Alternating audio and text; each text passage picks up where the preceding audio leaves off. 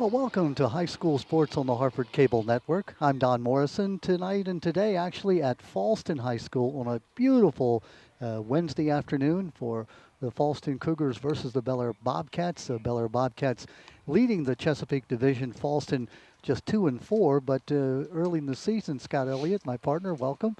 They defeated Bel Air by 4-1, one of the victories they had and one of the only two losses that Bel Air has in the Chesapeake Division. Yeah, and we talked last week in the broadcast about how every team is kind of bunched up. They're all beating each other, and that's going to make for a very interesting race towards the end of April and into May. Talk about a schizophrenic team. Fallston won their first 4 games of the year, lost their next 4. Now they've won their last 3. So, there's no explaining rhyme or reason, except that when you have a pitcher like Bogdan, like Josh Bogdan on the mound, this young man is 3-0, 188, and he's the individual that beat the Bel Air Bobcats early in the year.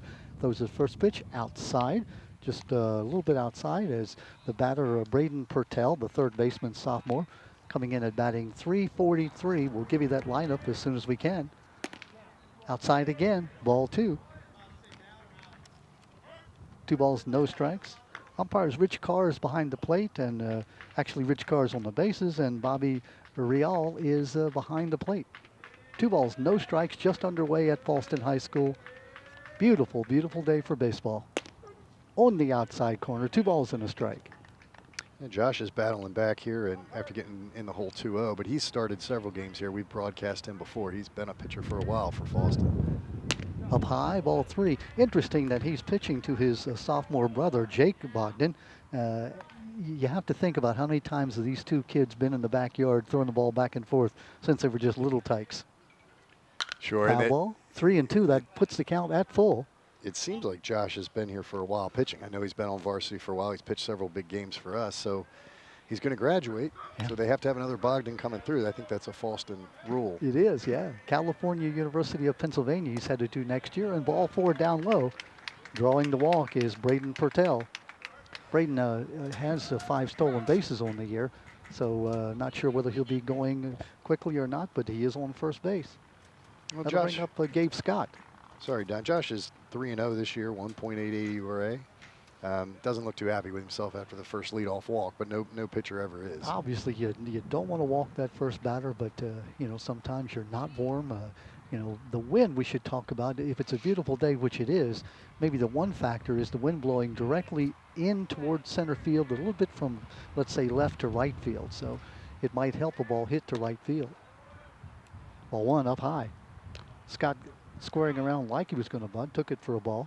Scott coming in at 511 runs scored. He has 7 RBIs, and he does have a double. Bel Air has some gaudy numbers from the hitters in this lineup. Certainly do.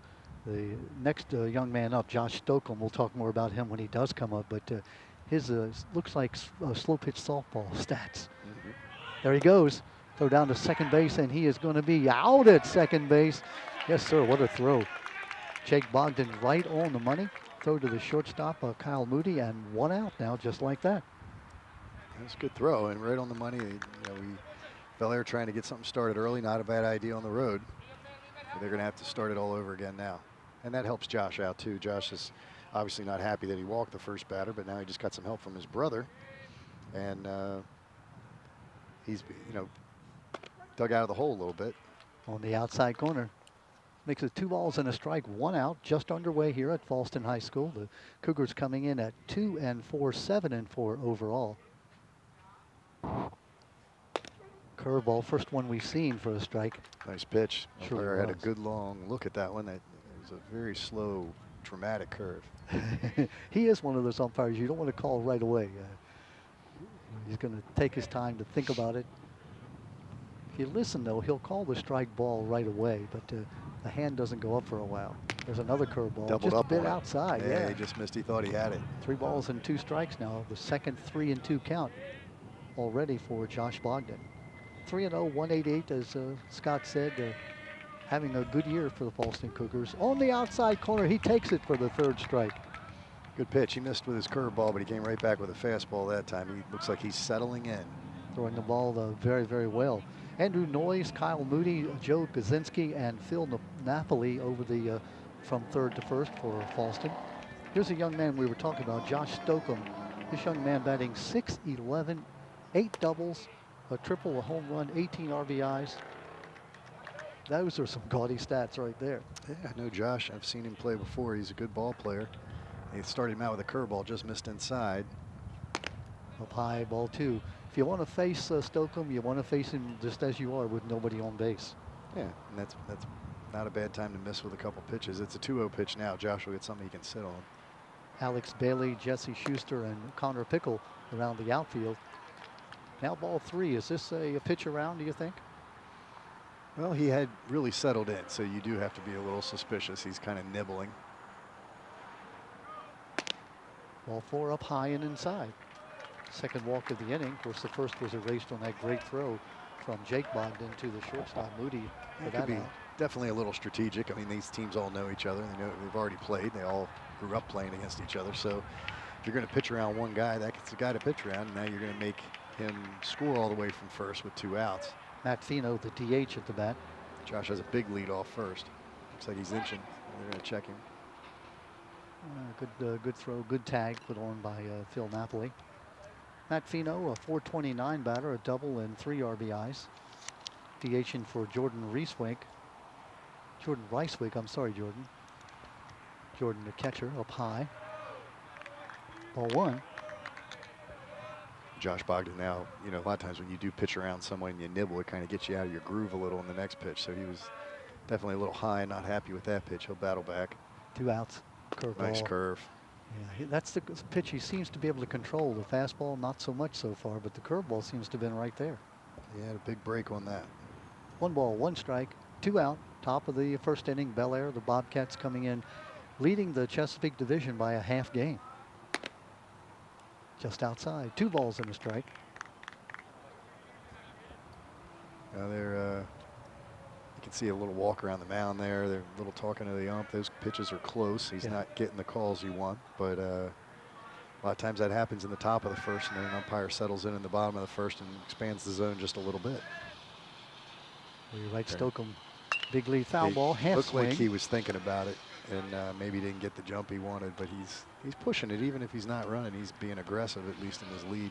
2 balls and 2 strikes, 2 out. Runner on at first base is Stokeham on the walk.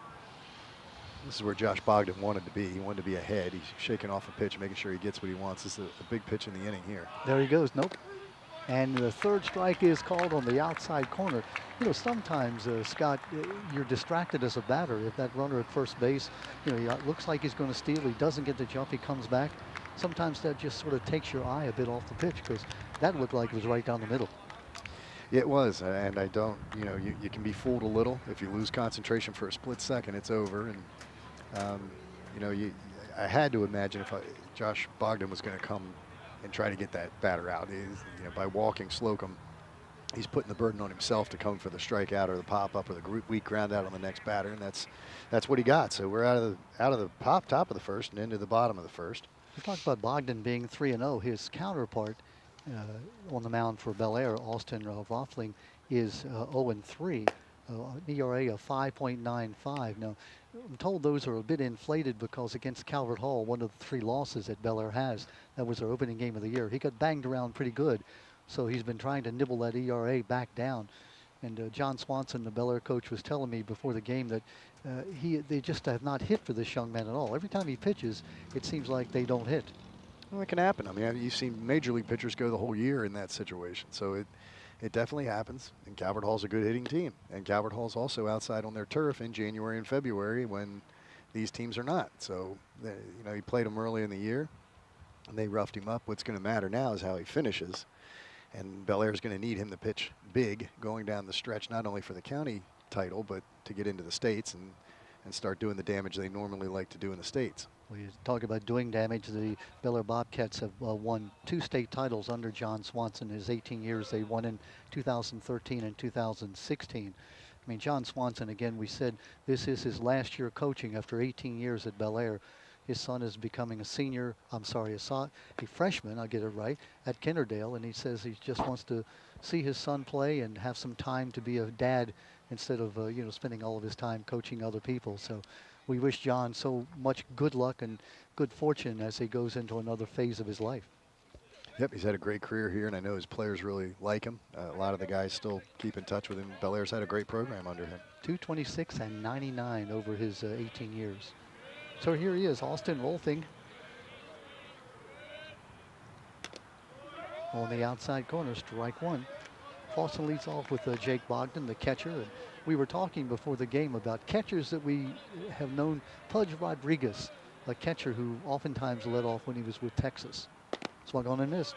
0-2 the count. We're seeing a lot of it now, this year anyway. Bogdan, a .333 batter, 9 runs scored, 4 RBIs. Not bad for a sophomore. Of course, he made that great throw in the first inning to cut down the runner. Foul ball just outside the line at first base. Gives us a chance to give you that starting lineup for Bel Air. Braden Purtell at third. Caden Morris is the shortstop. Noah Byers at second. And Cole Myers at first base. Gabe Scott, Hunter Ruse, and Josh Stokam around the outfield. Jordan Ricewig is the catcher. And of course, on the mound, Austin Rolfing. Line drive, that's going to fall. Base hit into right field. That takes a gets bad by hop. the right fielder. Looks like it's going to be, no, he's going to turn and Nice stay play. at first base. Good job retrieving it by Josh Stokam. That ball just looked like it might have had a little spin on it. He was able to get it maybe just a couple of feet behind him and throw to second base to hold him to a single. There's nothing you can do about that as a right fielder. It obviously hit a bad clump of grass or rock or just a bump and took a sideways bounce. Kyle Moody now the batter. Kyle the shortstop, senior, .314 batter, 3 doubles, a triple, 7 RBIs.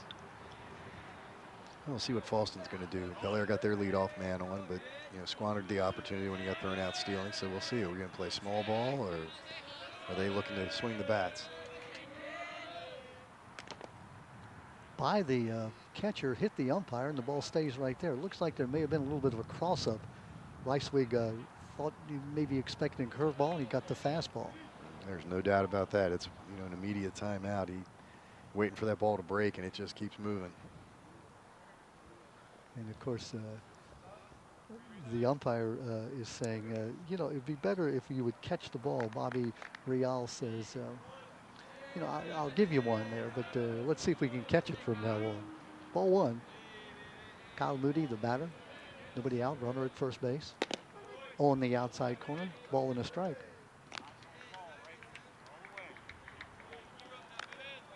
Austin Rolfing, a good size young man. Looks like he has a good arm. Comes from right over the top, Scott. He's got good arm action. I know I've seen him pitch before. On that outside corner again. Notice that batter Moody chokes up about maybe a ½ inch on the bat. I mean, you don't see a lot in this day and age of elevation angles and all that kind of stuff. And later bats. There's the curveball. Line shot, foul. Keeping the spectators alive down that third base line. It's got temperatures maybe in the low 70s. Nice sunny day. Yeah, it's a beautiful day for a game. Breezy, wind blowing from third base over toward first base. Maybe a pretty good clip. It's going to help balls through the right field area. Speaking of that short porch in right field, 317. If you look around this outfield, it's 340 down the line and left, 362 in left center, 330 in right center, and then 317 down the right field line. Foul ball, back and out of play. They have their version of the green monster out there in center field. Yeah, the batter's eye, really a nice field, well taken care of. Mark Puckett, the former coach here at Fallston, did a great job for the years he was here. And now Grant Morlock has been the head coach for the last 6 years. Grant, who played here back in, 2006, he graduated. Right. Ground ball back to the pitcher, fielded, throw to second base. A little bit wide, and it is in center field. Turning second and going to third. It's play at third base. He is going to be safe. Looked like there was some confusion between who was going to cover the bag, the shortstop or the second baseman. The throw by Rolfing was wide, and so runners are safe at first and third. Big error. Yeah, that's costly in the first inning. And coming out of the gate, everybody wants to touch the ball, throw it around the diamond once, but you get an easy comebacker. It looks like it's going to be a double play ball, and next thing you know, it's in center field. And you're coming up to the meat of the lineup. Yeah, with first and third and nobody out, and Josh Bogdan now, the senior pitcher at the bat. Josh is a .306 hitter, 5 doubles, 8 RBIs. Fallston needs to take advantage of this right away. Get this run in. Foul ball down the right field line, twisting, and out of play. Yeah, I mean, Austin Rothling has got to kind of do it himself now. You know, you see this, we talked about it last week, where your team's not really ready to go and make some mistakes behind you. The last thing you want is your pitch count up in the first inning. So he's going to have to bow his neck, as we say. Bow his neck. And I asked fight. Steve Williams about that. We'll talk about it in a minute. I was talking to him this week. Running from first base and going Good down stop. without a throw on the stolen base. Kyle Moody now, runners at second and third, nobody out. I asked Steve where that came from. It's like the old story about cutting both ends off the ham. You know, he said, well, it came from my coach. And if you traced it, his coach would probably say it came from my coach. Right. The old thing about the oven being too small that the great grandmother cut both ends off the ham. Low and outside. Well, you know, regardless, we knew what it meant. And it is times at certain points of the game that you got to do it yourself. 2 balls and a strike out. The infield is back at first and third they're in. So ground ball that way, they might come home. Down low, good block. Fly sweep. 3-1 now. And Bogdan's working this at bat nicely. He's got 2 men in scoring position now. 3 balls, 1 strike. Nobody out. Runners at second and third.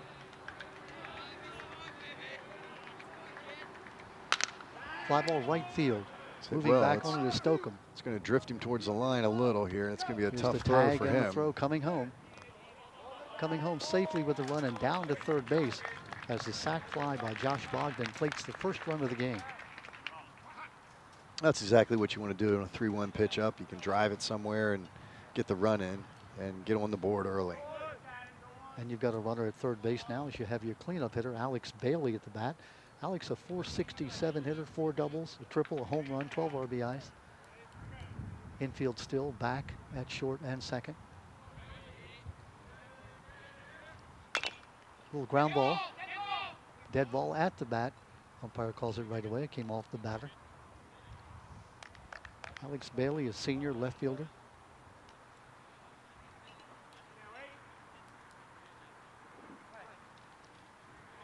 Talking to assistant coach Steve Morlock, who is Grant Morlock's dad. He said that they've had injuries.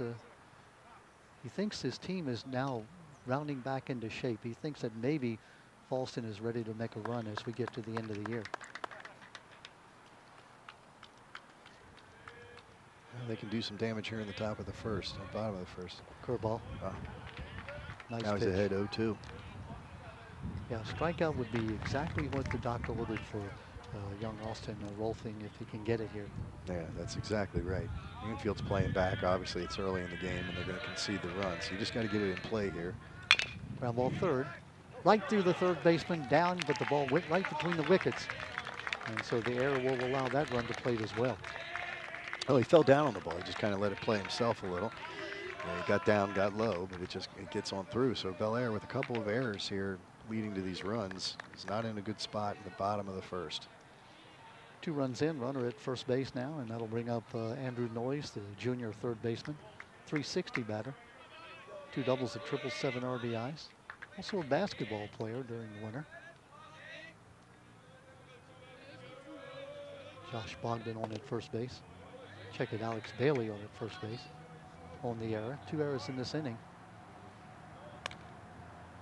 Well, they could definitely be out of the inning without a run, but it's going to go a little longer now, and you're going to turn the batting order over by the third inning. So back to first base. Rice-Wig, nice throw to Cole Meyer. Back safely at first base is Bailey. 1 out, runner at first base. 2 runs in for Fallston, leading 2-0 here in the bottom of the first.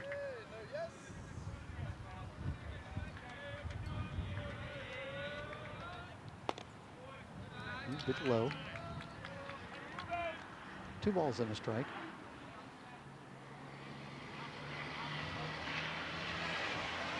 You may hear the traffic noise. We are right next to Route 152 in Fallston. A beautiful diamond here, closer to the middle school than the high school. Line shot to second base, caught by the second baseman, and that will be a double play.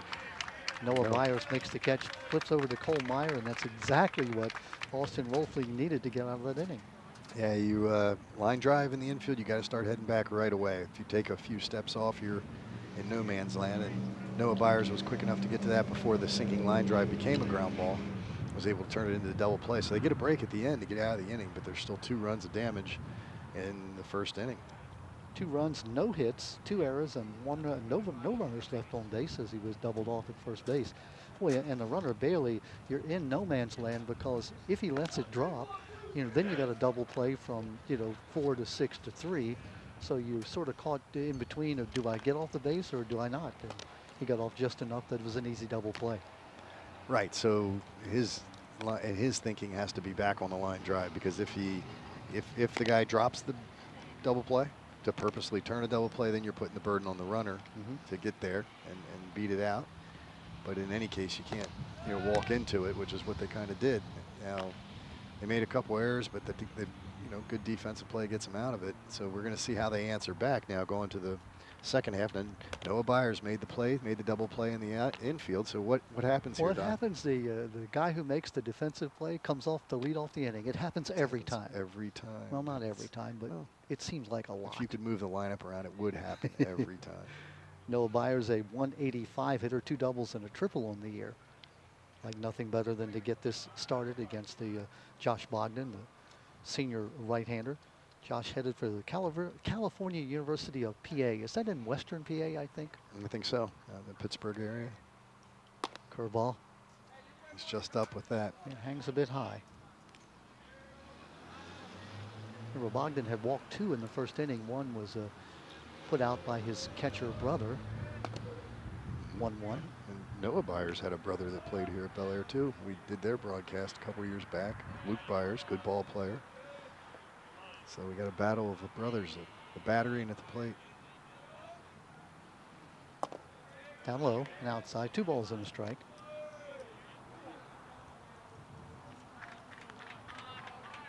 And Noah hitting 5th in this lineup. We're going to get 5, 6, 7 hitters coming up for Bel Air. There's the slow curveball. 2-2. Bogdan really has that curveball working for him. He's been a bit spotty with the fastball. Yeah, you're right. It's one of those days for him. Ground ball. It's wide to second base, and it's going to go through for the base hit. Just like that, another leadoff batter on. Right in that 4-3 hole. We're getting a lot of action from the leadoff batters. That is true. Hunter Ruse, the center fielder. Hunter, outstanding football player. Injured for a part of the year, his senior year this year. Hunter batting at .267, does have 4 doubles. You see a left-handed hitter. That's good for this situation. If Noah has some speed, it's a good time to run. And you also know that Bogdan's best pitch to get over so far has been the curveball, so maybe Bel Air will try running again, run on the curveball. 1 ball, no strikes, nobody out. Noah Byers leading off with that base hit. Started to go, took the curveball inside. Yeah, would have been a good pitch to go on. Tough to throw from down at the batter's feet. So now we got a 2-0 count. Bogdan working from behind as he has been most of the day. Big hole, that 4-3 hole. First baseman holding with the runner. Timeout. 2 balls, no strikes, nobody out. Runner at first base is Noah Byers. Bel Air here batting in the top of the second inning, down 2-0.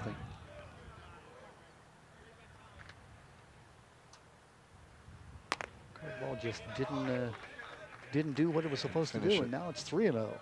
Yep, he's struggling, fighting against himself a little bit. There's no doubt with his control. But he's also good idea there. Throw over on a 3-0. Josh Bogdan's been through this before. He probably knows how to handle it when he doesn't have his best stuff or he's a little wild. And Bel Air's got to get to him. They got to take advantage of this. He's a good pitcher, and if you don't take advantage of somebody being there wild, he goes. there he goes. Strike. Throw to second base. He is safe at second base.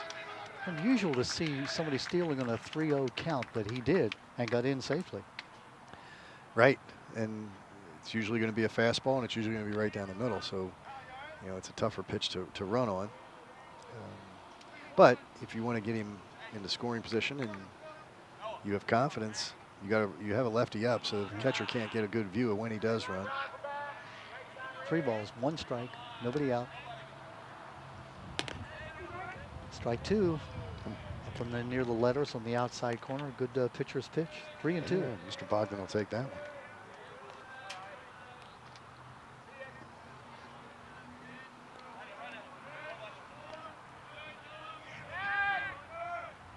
Swung on and missed.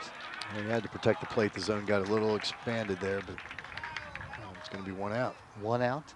Ruse goes down, bringing up the pitcher, Austin Rolfing. Austin can help himself out. We kind of said that in the first inning. He wasn't getting a lot of help in the field, so now he can do some damage to the plate and bring this back to a one-run game. And of course, his error was the one that let that inning get started on a potential double play. So if he's blaming anyone, it has to be himself after that problem in the first inning. Ground ball, second base, fielded by the second baseman. Kaczynski over to first base to Napoli for the out, 4-3, moving up to third base with 2 out as Byers. Played. So you're subscribing to the theory that because the middle infielders didn't touch it, it's an error on him? Yes, his bad throw. I think he threw the ball into center field. The 2 infielders were converging. It looked like the ball was a bit offline. Ground ball, foul. So you're going to give the error to the middle infielders. There's no way as a middle infielder that Coach Williams would have ever let me out of that situation. That's not like you, a middle infielder. You're looking for somebody. You got to catch it. Cole Meyer now. Catch the ball. Cole Meyer just 0 for 2 on the year, so he's a young man who's just getting a start here today. Bogdan's really working that curveball. He went back to it on that pitch. He just missed off the outside. 2 outs and a chance to get out of this inning unscathed. Ground ball, foul. Looks like they gave the curveball sign. He shook it off, or maybe he shook off location, but usually he's shaking off the pitch. So he's mixing it up now. He's done a really good job against Cole Meyer, splitting, mixing up the pitches. 1 ball, 2 strikes, 2 out, runner at third. Oh, just a bit outside, 2-2. Good take by Meyer. Top of the second inning, the 2-0 score for Fallston. 2 unearned runs in the first inning. Curveball, nice hang there. Yeah, it's funny, Bogdan seems to be hitting his spots really well right now. That was a nice curveball inside, kind of tied him up. And he's working the ball around. It's 2-2. Let's see if he just goes away now. Cole Meyer just a sophomore.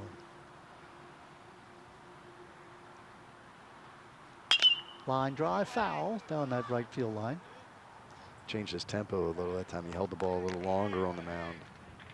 Interesting out of the stretch with the runner at third base. Of course, he doesn't have to, but so you're noticing more and more pitchers. See, Alex Cobb is throwing out of the stretch all the time. Of course, he usually has somebody on base with the Orioles, so he has to anyhow. Back our way. I didn't duck a bit that time, Scott. It's either I have confidence in the screen or my reflexes have just totally gone. Right. Perhaps a little both. I won't comment. 2 balls, 2 strikes. 2 out, runner at third base. It's Byers, he singled, stole. Line drive, left field, that's going to be a base hit. Boy, nice job, his first base hit of the year. He's now batting .333. We're talking about Cole Meyer, and he comes at a key spot as he gets the Bobcats back into the game now down 2-1 as Byers trots in from third base. Yeah, Byers started off with a single, and they were close to leaving him stranded there, but that 2-2 pitch just kind of hung. It did. And it was right there to get hammered in the left, and that's what happened. Caden Morris, now the junior shortstop, batting in the number 9 position. Foul back and now to play. 1 strike. We are in the top of the second inning, 2-1. Byers, who singled, stole second, went to third on a ground out, and then scored on that single to left field by Cole Meyer.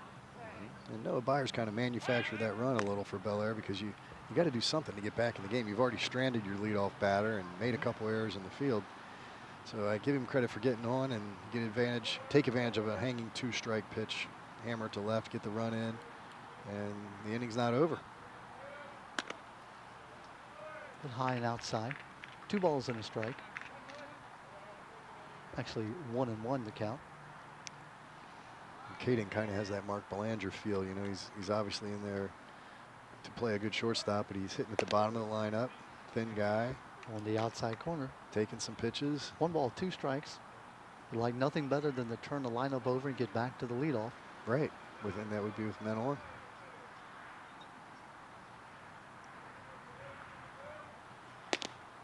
Just off the outside corner. You could tell that Josh Bogdan wanted that pitch. Yeah, he was just a little upset. I think that it drifted out on him a little. 2 balls, 2 strikes, 2 out, runner at first. 1 run in. Curveball fouled. Nice job there by Morris hanging in. Good curveball.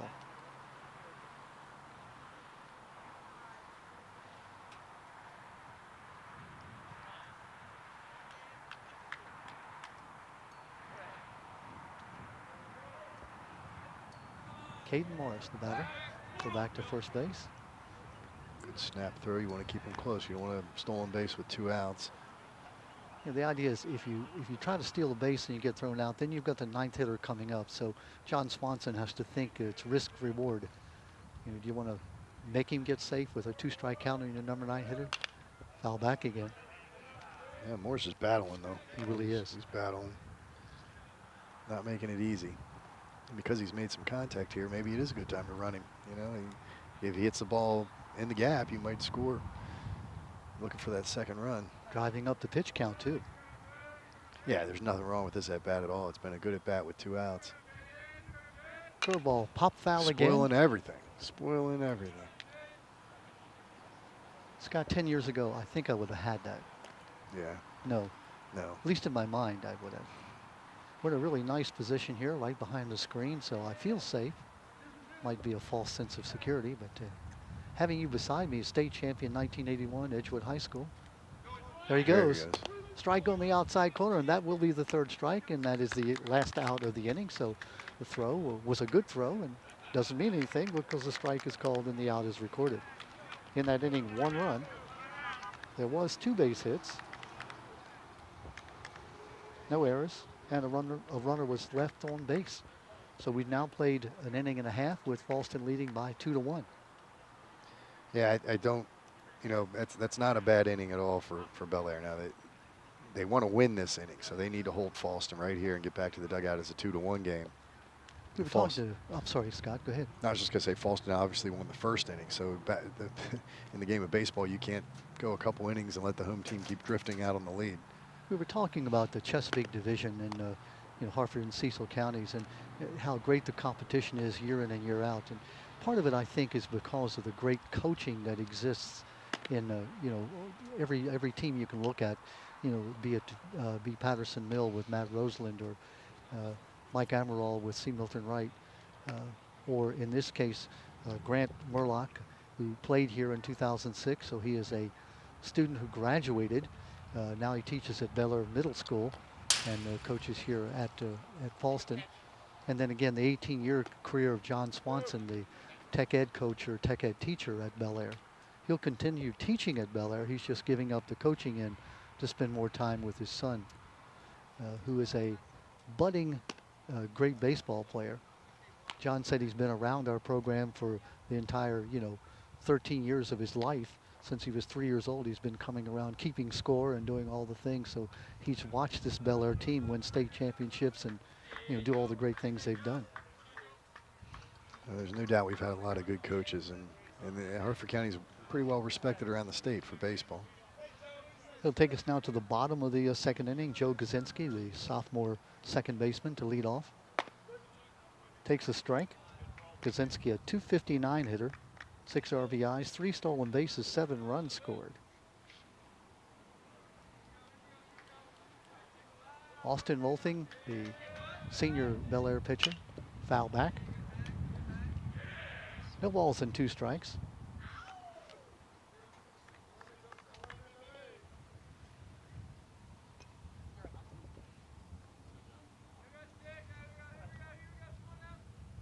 Hitters 6, 7, and 8 coming to the bat here in the bottom of the 2nd. Curveball, little bit of a nubber off to the first baseman, hit right off the handle. Cole Meyer takes it in without an issue. Kind of jammed him, got inside on him. It's you know, it's key here. If you're Austin Ruffling, you want to try to get your pitch count in good position. So getting some quick outs like that will help. Connor Pickle, the junior right fielder, talking about the brother tandem. Connor has a brother on this team, Ryan Pickle, who was a left-handed pitcher. So happens to be his twin. That could be advantageous if I was coaching. It'd be played with 2 guys in college that were twins, and I always thought you could really use that to your advantage in devious ways. Come on now. That's mean, but very creative. 1 ball, 2 strikes. 1 out, nobody on. We are in the bottom of the second inning. Fallston broke ahead 2-0. Bel Air cut that in half with a run in the top of the second. I like what Austin's doing here, just pounding, just getting ahead, trying to get right back in the dugout. There's the curveball. I think had a nice bite on it. Had a nice bite. I kind of jinxed him because I got a little too far inside. Now he's even up on a 2-2 count. He does look like he really has now loosened up and has a lot more confidence in his pitches. Yeah, he is. This is definitely pitching with confidence. Hit right out of the catcher's glove and right onto Route 152, like C. Milton Wright, which is right off 543. It's an adventure sometimes driving by as a foul ball comes your way. You get free balls. Unfortunately, in the windshield, it's not a good place to get them. Curveball. He stays. In and out, in and out. Yeah. Good job by Pickle to spoil it. That inside curveball, nothing he could do with it other than do what he did, not just to hit it foul.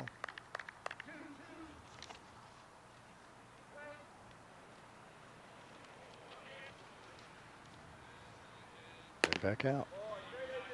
Backing in. 3-2 now. Definitely catching on, and 3-2 pitch. So now Connor Pickles got to think, well, is he just coming right down the middle? Probably. And you can't take anything close. There it is on the outside corner. Another backward K. We've seen 3 of them so far. First strikeout of the game for Austin Wolfing. Well, he's hitting his spots. I mean, if he couldn't really tell from the way the catcher was set up, but by the other pitches, I would bet he was trying to go there, and it was a nice pitch. Phil Napoli now, nobody on, 2 out. Swung on a miss, blew it right by him. I like that approach, though. Phil Napoli's swinging right away, and it does look like Austin Roethling's settled in. So you don't want to go up there taking too many with 2 outs. Phil's batting .750 on the year, 3 for 4. He's only been up, as we said, 4 times, has a double. Headed for Lehigh University up in the coal region of Pennsylvania next year. Good school academically. I'm sure he'll love that. Everybody I know that's going to Lehigh has only had good things to say. Beautiful country. 1 ball, 1 strike. Swung on the mist. He's hacking. He's down 0-2 now, or 1-2. So he hasn't. I don't think he's seen a curveball. Austin Roethling may be saving that for the strikeout pitch. I believe I would go with that fastball. Show me you can hit it. There it is. Swung on a miss. Tied him up a little. No runs, no hits, no errors, nobody left on base. We have now played 2 full with Fallston leading 2-1. Scott, what have you seen so far? Well, I've seen kind of a microcosm of the entire season, where everybody's beating each other and one team's up. We talked about this when we did the game last week, 3-game winning streaks, 3-game losing streaks, and team that, early when we started our broadcast, we thought for sure Havity Grace was going to come out of the gate and put a victory on Aberdeen, and then Aberdeen rolls off a big victory there and ends up moving into, I guess they're tied, they're near the top of the standings in the other division, but this game's been similar. I thought Fallston got up on top early. Bel Air has kind of clawed back to a point now where the game's even up. Bel Air's down a run, but on an inning per inning basis, Bel Air's matched what Fallston did in the first inning. So now it's anybody's game, and Bel Air's back to the top of the lineup. Top of the lineup, yeah. Braden Purtell, Braden who had that walk and thrown out on the attempted steal back in the first inning. Right, and you've got a veteran pitcher on the mound in Fallston with Josh Bogdan, so it's anybody's game here from here out. It's going to come down to, you got to play clean too. We can't see the errors we saw in the first inning. Yeah. And you got 2 good pitchers on the mound that are settling in, but I also think that you could manufacture some runs on a day like this when you got good pitchers on the mound. Line shot, base hit into right center field. Moving on to try to cut it off is Schuster. Schuster goes all the way to the fence before he can retrieve it, and in with a stand-up double is Braden Purtell. And you can't ask him to do anything more than he's done. He's been on each time. Good hitter, good at bats. Drove that into the right center gap. 3rd double of the season for Braden Purtell, batting .343 coming in. Brings up Gabe Scott. Gabe took a 3rd strike looking back in the first inning. I wouldn't waste time if I was Bel Air. They need to get this run in, tie up the game. Down low. Would you move him along with a sacrifice, or he's already in scoring position? Go ahead Josh, and, Josh Stolcombe hasn't really made a mistake at the plate, so I got to get him in as good a scoring position as I can for Josh. But then, you know, a lot of coaches here with none out, they want to swing away because he's already in scoring position. So I down understand low, that two too. balls and no strikes.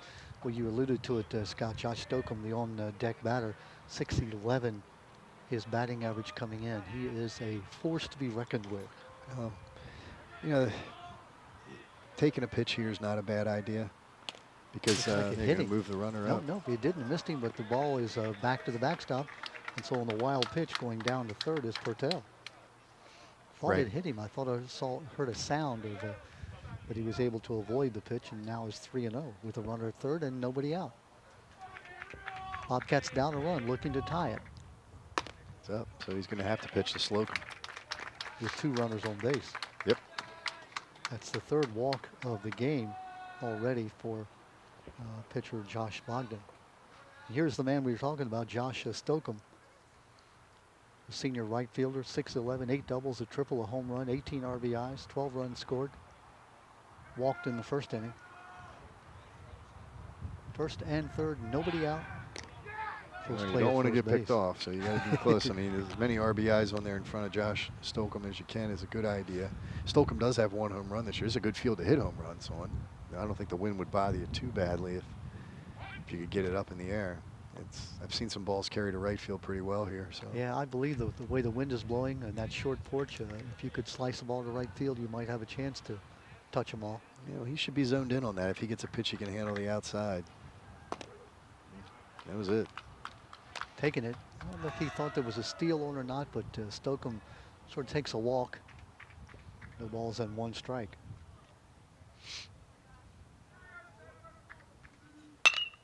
Line drive right field, past the right fielder. 1 run is in. 2nd run turns third, and he's being waved home. Here's the throw, no throw at the plate. It is a triple, a stand-off triple for Josh Stokam, a 2 RBI triple, and the Bobcats take the lead. Well, he got his pitch. It was almost an identical pitch as the first pitch. And Josh was sitting on it, just drove it to right field. It hit the ground and started slicing into the corner. So that was a kind of a triple that's made. You can't design it any better. But that's a big hit.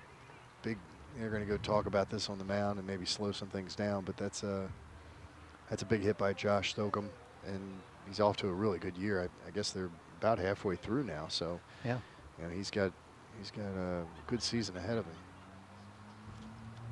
Grant Morlock out to talk to his pitcher to try to calm him down. Down by now 3-2. Of course, the Cougars had dropped ahead 2-0, and now the Bobcats have come back with 1 run in the 2nd. Now 2 runs here in the 3rd. They have a runner at third base and nobody out. Josh Stokam brings up the cleanup hitter, Matt Fino. Matt Fan looking back in the 1st inning. Matt, a .429 batter. It's important to get these runs in. You don't want to squander anything right now. If you can get Josh Bogdan in trouble, you need to do it. Infield is back. 3rd baseman, 1st baseman in, short and 2nd. They'll let the run score for the out. Yeah, and I probably would too. I mean, it's still early in the game. You're still within striking distance if you're Fallston. Ball 2, 2 balls and no strikes.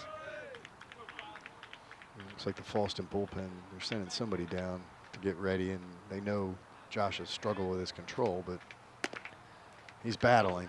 Curveball up high and outside. 3 balls and no strikes. He just doesn't have what we've seen him have in the past. He looks like he's fighting against himself a little. His posture's not real confident, struggling with his control. On the outside corner, 3 balls and a strike. Well, I think if he settles down, takes some deep breaths, you know, you see a pitcher like him, they can get better as the game goes on if they don't give up early. Needs a strikeout here. He does. Runner at third base. He moved in on the corners. Curveball line shot in That's the hit right well. field. That's hit really over well. His head. That's driven. Down One off hop the the wall. fence. The run will score. Going into 2nd base with a double is Matt Fino. Josh Stokam trots in from 3rd base. 3rd run of this inning. 4th run of the game for the Bobcats. They now lead by 4-2. That ball was tagged and the wind helped a bit. Connor Pickle went back, but he had no chance. It 1-hopped the fence. And we did the Patterson Mill Fallston game here last year. I remember, maybe it was 2 years ago, and I remember when Patterson Mill had their best hitters up, Fallston was playing deep, you know, almost against that wall. That's really the only chance he would have had, because that ball was, from the second he hit it, you could tell it was going to the wall. 3-1 pitch. It was a crippled pitch, and Fino did not miss it. Noah Byers now. Noah singled and scored last inning. He's got a chance to have a productive day. Swung on a missed fastball. Ripping right away. Nice swing. No balls, a strike.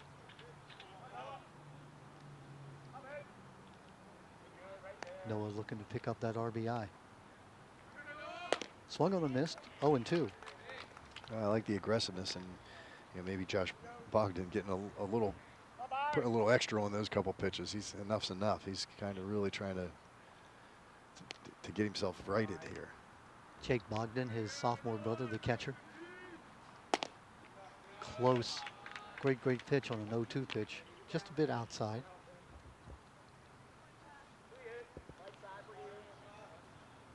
Bobby Real, the plate umpire. Up high and inside, 2 balls and 2 strikes. Is he setting up for the curveball? Is he purposefully missing up high? I don't know. You don't want to go 3-2 here, so let's see if the pitch that makes it. Up high. Up high again. Faking on the running was Matt Fino at second base. 3 balls, 2 strikes.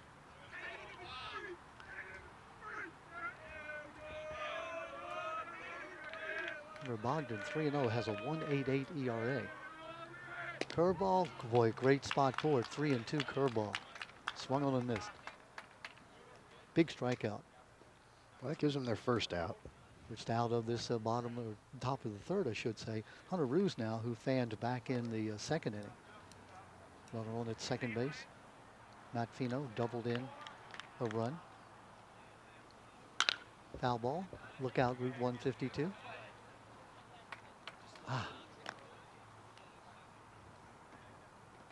I mean, the physics, the laws of physics says sooner or later a car is going to get a baseball. Nah, it never happens. Never happens. Okay, well, fine. Don't have to worry about it. There's a curveball. 0-2. Boy, that was a nice pitch. Unexpected. Yeah, you know, Josh, he's not out of this game. He needs to take some deep breaths, really settle in. I don't think enough young pitchers really value that, trying to relax when they're in these situations. No balls, 2 strikes. Timeout at the plate.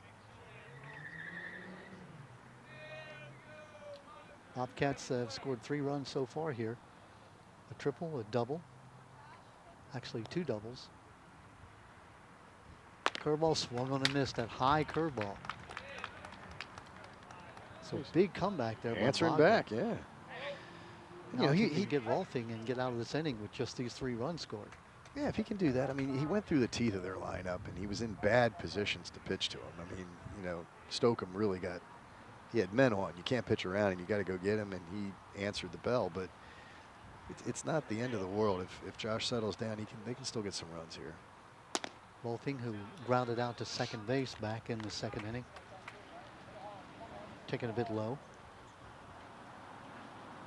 1 ball, no strikes, 2 out, runner at second base. 4-2 lead for the Bobcats. 3 runs here in the top of the third. He had a notion, took it. 2 balls and no strikes. 2-0.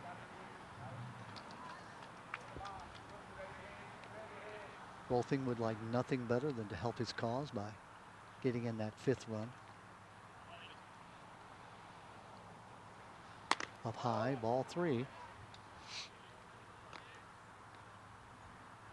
Can't see a number down there in the bullpen, but you have to wonder how much longer Grant Morlock will go with the starting pitcher. And you just don't know the pitch counts. I mean, we did talk about that. There's just a payoff pitch. He's there, strike 1.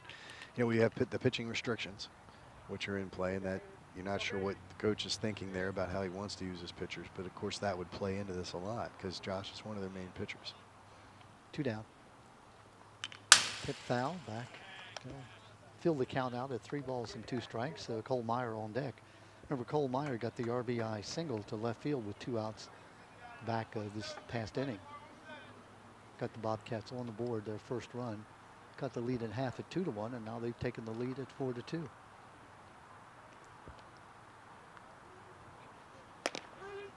Outside corner, strike three. He fans the side. 3 up and 3 down, yeah, after they had scored 3 runs. So a big, big comeback for Bogdan. 3 runs on a total of, let's see, 1, 2, 3 base hits. No errors. There was 1 runner left on base. We have now played 2.5 innings with the Bobcats leading by 4-2. And I think what he's learned is if he can settle down and get through the top part of their lineup, he's going to be okay. Now, we're not sure what his pitch count is, but they do have somebody warm in the bullpen, so Fallston will have to think that through in the dugout while they're hitting. Yeah, he's already fanned 6 in 3 innings of work. He's walked 3, so he's fanned 6 and walked 3. Thrown a lot of pitches. Now, if you're Austin Wolfing, you come back out after a long inning that your team had offensively. You don't mind it because you like the 3 runs they scored. But now you've got to pick up the pace here. Scott, when I was coaching, I almost always DH'd my my pitcher, unless of course his name was Ripken, then I let him bat. But the idea was that as a pitcher, you have a lot to think about just doing your job on the mound. And you know, if you're on base, let's say, and you're running, even forgetting the idea of an injury, just the fact of the energy it expends and the division of your focus it takes. Sure. Yeah, you want to keep your pitcher's legs rested so they can finish the game. And yeah, pitch counts matter too. We talked about that a little bit just a couple minutes ago, but you don't have time. If you're tired and you're throwing some extra pitches, it's going to mount up. And I think in high school baseball, you're better to go right after people and get them and keep your pitch count down and give your coach a lot of options. So the DH is another way to let guys specialize. It's a game of specialty. Fallston will send up its number 9 hitter. They start the bottom of the 3rd inning. It's Jesse Schuster. Jesse, the junior center fielder, comes in at 308 with 4 runs scored and 5 RBIs.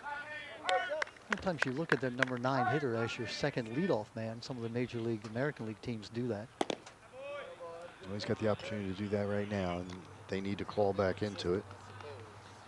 You know, they need to answer this inning, at least try to get a couple on the board. 1 ball, no strikes. On the outside corner. 1-1. Wolfing, 20 innings pitched, coming in with 15 Ks and 12 walks and 19 hits. So he's put a lot of runners on base, leading to that 5.95 ERA. Ball and 2 strikes.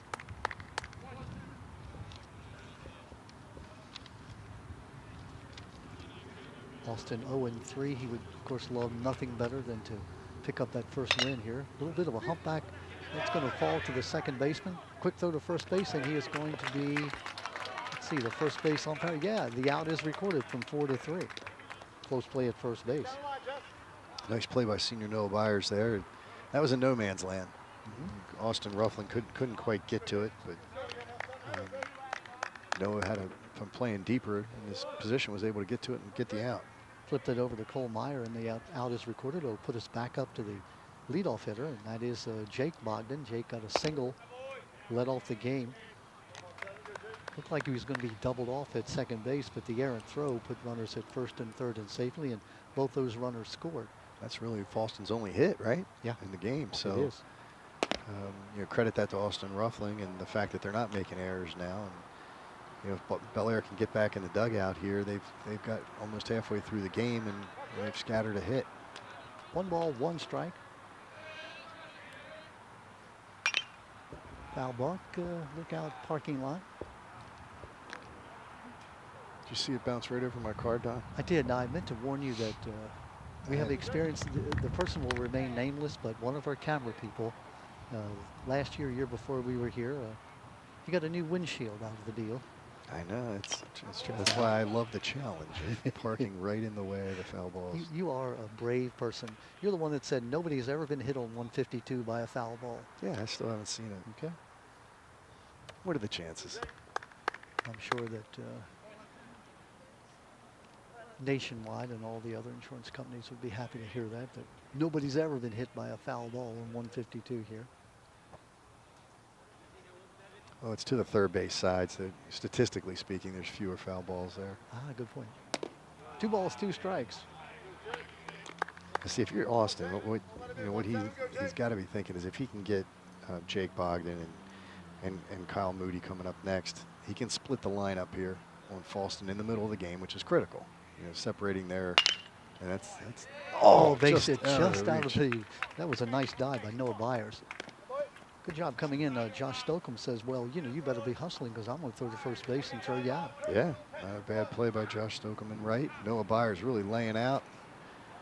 That was a nice dive. I mean, he covered a lot of ground. That ball looked like a base hit as soon as it went off the bat, but Noah closed on it quickly. Noah, when I remember him from a few years ago, was a really good gymnast, so he certainly showed he can control the body and dive because he covered some ground. But now your same thought process with Austin. You throw a ground ball here. Let's see a double play and get out of the inning and still try to split that lineup. I'll bring up Josh Bogdan, the number 3 hitter in the lineup.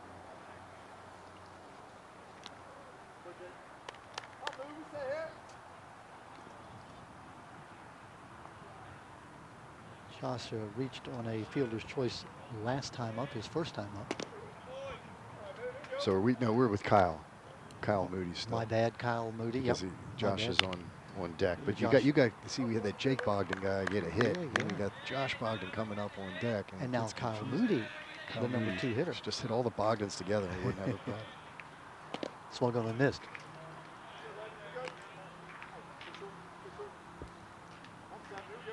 Well, Fallston, down by 2, wants to get something here, but you got the middle of your lineup.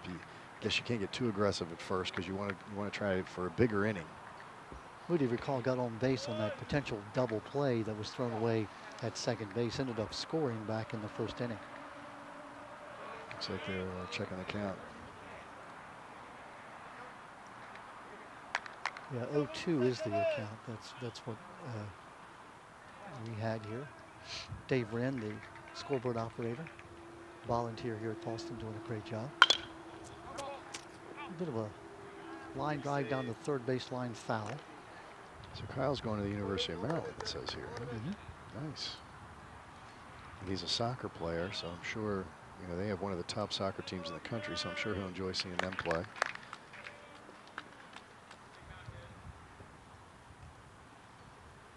He's stretching, Jake's stretching, yeah, they're throwing over.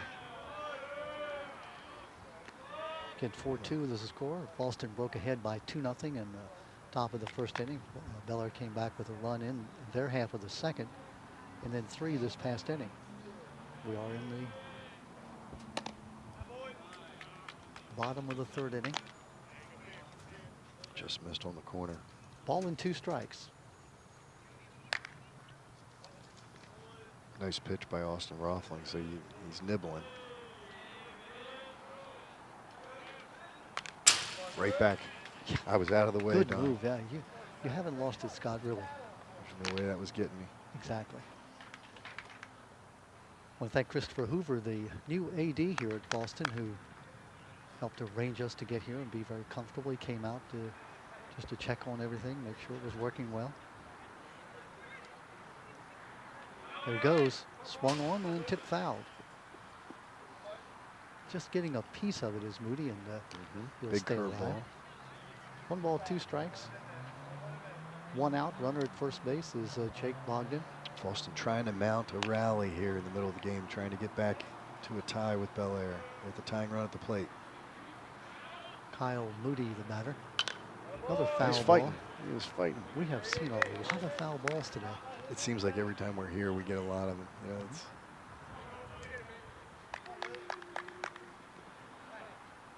1 ball, 2 strikes, 1 out, runner at first. Jake Bogdan with that base hit. Line drive at the shortstop, fielded.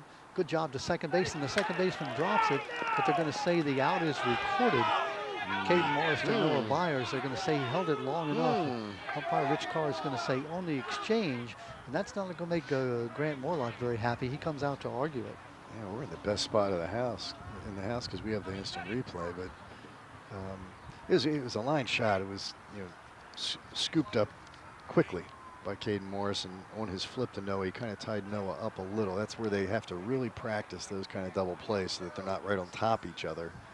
And Here's a replay, Scott, you'll get a chance to see it, whether Oh, wow. he held it long enough.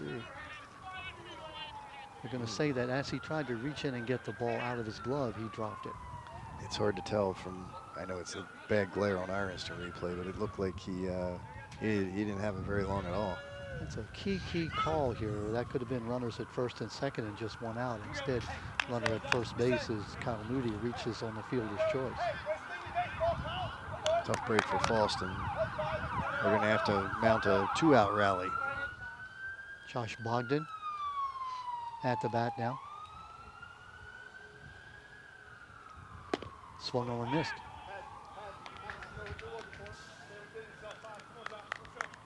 Austin Rolfing just one batter away from getting out of this inning. He's got to go through the heart of the lineup, so there he goes. Foul back again. I like this idea because if you're out, you still have the middle of your lineup up next inning. But if you're safe, you got a runner in scoring position with your best batters and a chance to pull to a one-run game. No balls, 2 strikes, 2 out. Runner at first base is Kyle Moody, reached on that fielder's choice. I'll give Austin Ruffling a little more to think about. Line shot, that's going to fall in for the base hit. It's going to get up the gap too. Nice cutoff by Stokeham. Josh Stokeham. Boy, had that ball gone to the wall, that would have been a run, I think, Scott. He is really destroying the theory that he's just the big bat in the lineup, put out in right field because he can hit. Moody goes all the way to third base, so we have runners at first and third as the cleanup hitter. If that ball goes to the wall, the run probably scores. So now you've got a chance, if you're Bel Air, to get out of the inning without the run scoring. And if you're Fallston, you got a chance to do more damage. It's going to have to be a 2-out rally, though. Down low, Bailey, who reached on an error, was out later in that inning, back in the first inning.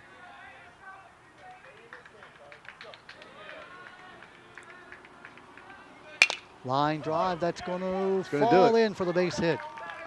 So despite Josh Stokeham's excellent play in right field, Fallston does get the run across, and they still have a little momentum now. Man in scoring position, tying run at second, 2 outs, and Coach Swanson is going to go talk, maybe slow things down. I didn't see anybody up in his bullpen, but that doesn't, as we know in high school baseball, it doesn't stop you from pulling somebody off the field. But so for Bailey, that's his 13th RBI of the season. The cleanup hitter doing his job, gets the RBI here, cutting the lead now to 4-3 as Moody comes in with the run. Again, you go back and that call at second base. Had he been safe at second base, you're looking at a big inning potential. I agree. That was a tough call for Fallston. But it's what Coach Swanson wants to say. Hey, look, we got a break. Second, we're still in control of this game. Let's stop it right here and get back in the dugout. And Bel Air does start to get their bullpen up. So Andrew Noyes, the batter, he hit into that little line drive double play. You'll remember back in the first inning, ending the first inning. Pop up to the right side, moving on to his first baseman Meyer.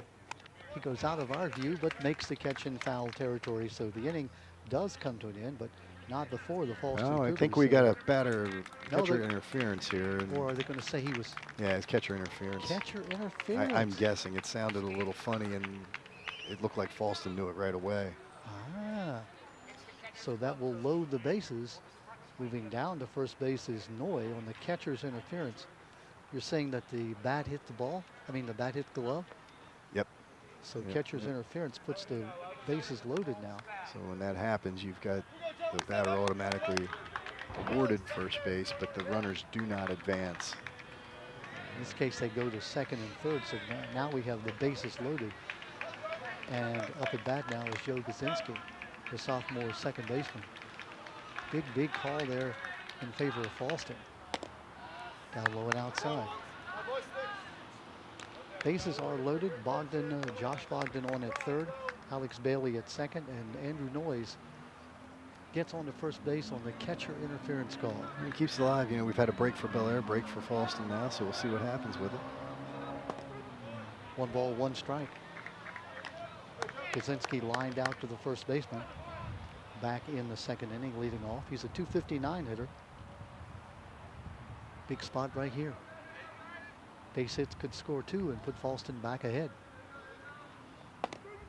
Strike on the inside corner. 1-2. 2 down.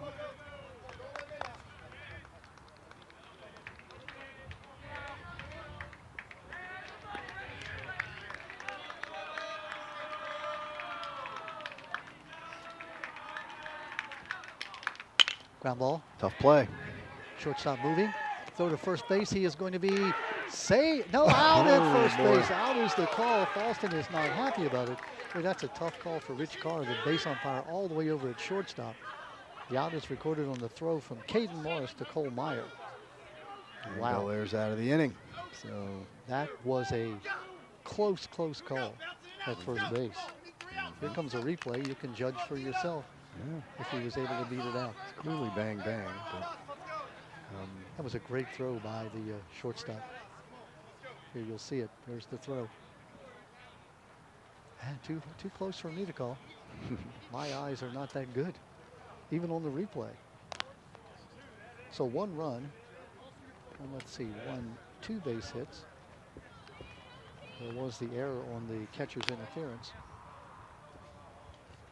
And 3 runners were left on base. So we played 3 full now. The score 4-3 as the Bel Air Bobcats hold that lead. Wow, what an inning. I mean, how many times do you see catcher interference in a play at second base where the ball is dropped and the runner is called out, and in a play at first base that I'm glad that Rich Carr made that call. I wouldn't want to. Yeah, it was close. It was a close call. We'll definitely circle that inning. That'll be one we're probably talking about in the post game. But it does look like, Fallston is going to at least add some momentum. I mean, they had Austin Roffling on the ropes there. They came back a lot of that with 2 outs, did some damage, so they know they can get off the deck, and it's anybody's game right now. We're going into the second half of the game.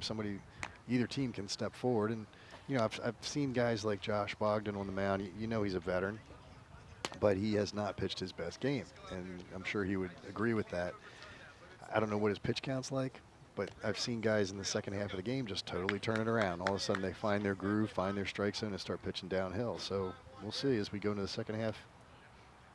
And don't forget what he did the top half of the last inning when he fanned the last 3 batters after Bel Air had scored 3 runs. Cole Meyer now will be the leadoff hitter. He's picking up right where he started off. Cole, who got a single and an RBI back in the second inning. Top of the 4th, line drive. That's going to be another base hit into right center field. Wow, and that was a really nice grab out there. If that ball had gotten past Connor Pickle, it was going to the wall, but he reached out with his bare hand as the ball shot by him, and he snagged it. Yeah, I mean, it's a nice field, but the turf, it's spotty. There are bumps. That ball hit a bump and almost went by. We've seen a couple of them in right field. They're tough to play. Once they hit the ground, could do anything. Kalen Morris took a 3rd strike. Number 9 hitter in the lineup, swung on and missed.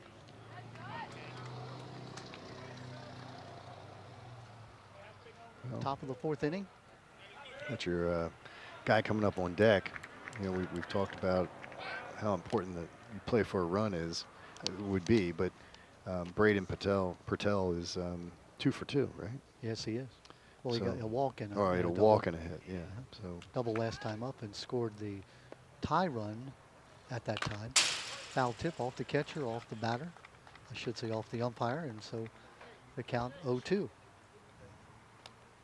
Caden Morris, who is a 182 hitter coming in, a double and 5 runs scored.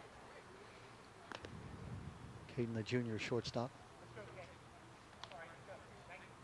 That's Bogdan to Bogdan. Jake Bogdan, the sophomore catcher, out to talk to Josh Bogdan. Asking Steve more like, sometimes you would rather be the catcher being the senior and the pitcher being the sophomore, so the catcher could boss the pitcher around. Hard for a sophomore to boss the senior around, wouldn't you think? I guess a little harder. Here's the run, and he's going to go down to second base on that high inside pitch, dropped by Bogdan. No chance at all to get him on the stolen base. Yeah, that curveball got away from him. So down at second is Meyer with nobody out. He's got himself in a little bit of a jam here on the mound. 1 ball, 2 strikes. Foul pop. That might stay in. It's going to be close to the Pickle line. is over.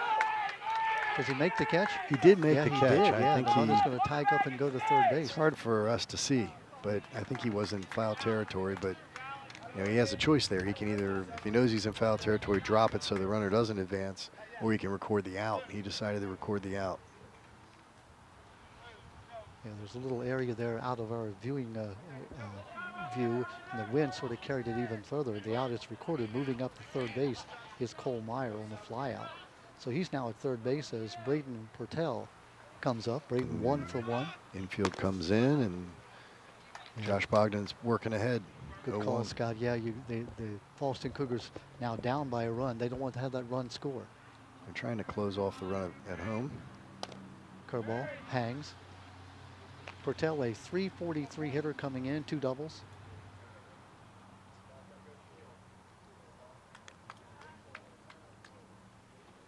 Curveball hangs there. No, it's a strike. He pulled that one down just a little more and got the call. 1 ball and 2 strikes.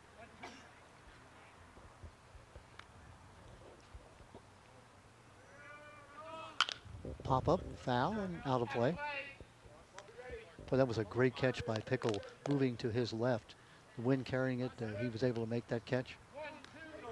I think I would take the out for the advanced runner from second to third. Good point you made, Scott, about how he could have let that drop and the runner would have had to have stayed at second base, but the out would not have been recorded. If I'm right, as you and I can't see that, so he looked close to the line. But you know, a lot of times as a right fielder, you're not sure where you are either, especially on a ball that's bouncing as you're running. It always tends to bounce a little on you and then tailing away at the same time. 2 balls, 2 strikes. Curveball high, but he goes after it, and you can see that Braden Pertell was just disappointed with himself. 2 out now. 2 out. That's a critical strikeout because now you're in a position to split the lineup if you're Josh Bogdan, so he can get Gabe Scott, get out of the inning, save the run. That's 8 Ks now in just a 3 2/3 inning. Gabe Scott, who walked last time and scored, he's fanned once, fanned back in the first. It also moves the infield back, so you're in better defensive positioning to face the better part of Bel Air's lineup. Now, obviously, Gabe Scott coming in as a .500 hitter. You know, you don't want the infield in with him up. Foul down that right field line.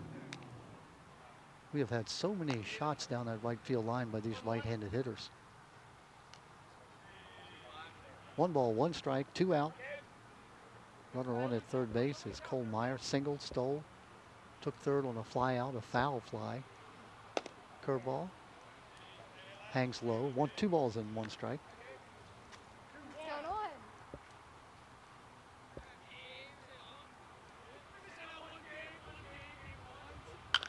Another foul off to the right side.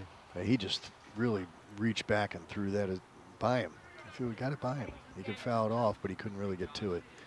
Good pitch. I mean, Bogdan wants a strikeout here. He's pounding the ball in the glove. He's ready to go. He's back on the mound. See what happens. Just outside, full count. Yeah, he might have overthrown it just a little as he was aiming for that corner. 3 balls, 2 strikes, 2 out. Runner at third. 1 run lead for the Bobcats, looking to try to add another run. Foul down that third baseline. Good quick bat there. That ball was in on him quickly, and he got to it. He's fighting it off. Good at bat, good pitched at bat too. Good job by Meyer to be in foul territory. As you know, if you're hit in fair territory by a ground ball, you're out. Still hurts, but at least you're not out. Swung on and missed. Big pitch by Bogdan. Bogdan wins the battle there. Nice job. 9 strikeouts for him. He struck out those 2, so no runs. They get no runs, a hit, that leadoff hit, but he doesn't score. No errors. Runner left on base. We have now played 3.5 with Bel Air leading by 4-3. Well, we've seen Bogdan come back in the third inning, fanning the side, 3 strikeouts and now 2 strikeouts with a runner at third base. Yeah, 5 strikeouts in the last 2 innings. So he might be picking up momentum. We don't have the ability to watch his pitch count from here. And we got the pitch count from the Patterson Mill coach, I think, the last time. And it's hard for us to really know what the coaches are thinking because there's a lot that would factor into it.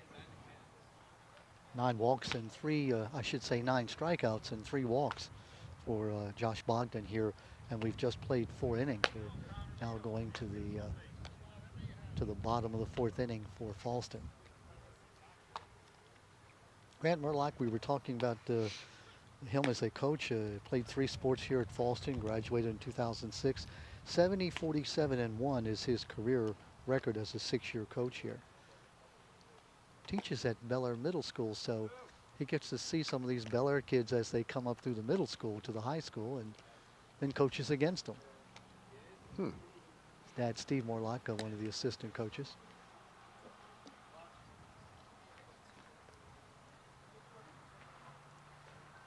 So the Cougars will send up the bottom of their order. It'll be Connor Pickle, Phil Napoli, and Jesse Schuster. Okay, Pickle didn't make the last out of the inning in terms of defense, but he did make a good play. So I say our theory is still somewhat there. With a great defensive play, the guy leads off.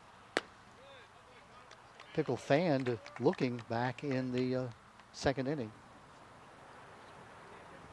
One of 2 strikeouts, both back-to-back by Stoker. Pardon me, by Bogdan. Yeah, I thought last game we did with Patterson Mill, they gave us a pitch count indicator for. We don't have that, right? No. Because we need to bring that because it might factor into some of these decisions as we get down the stretch. We don't know how many pitches he's thrown this week already, so right. that would add into Austin Rolfing, the Bel Air pitcher. 2 balls and a strike. If you're Connor Pickle, obviously you want to get on. And now he's got the count at 3 balls and a strike.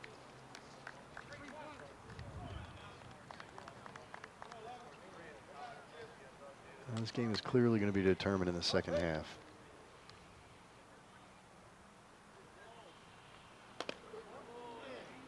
Strike 2, and now it's a full count. I think Pickle was taking that one, hoping he could get the ball, leadoff hitter. Yeah, it's not a bad idea. It was a borderline pitch. 3 balls, 2 strikes. Bottom of the 4th inning. Bel Air leading by 4-3. There's a little shot. That's in there. Just fair down that third base line. Pickle turns, thinking about going to second. He goes right back to first base. To play in the outfield by Gabe Scott. And Gabe Scott held him there, and I thought he might have had a shot if he had really been aggressive on the turn. But now they're going to have to work him around. Phil Napoli now, who fanned back in the second inning. Scott, do you butt him up here? You're down by a run. Yeah, I think when you're looking at the situation Fallston's in, coming off the inning they were just in, it's a good idea. Foul back to the right side. Look out, cars in the parking lot. Thank goodness you moved your car. It hit something, didn't it? Hard, it hit something in the parking lot.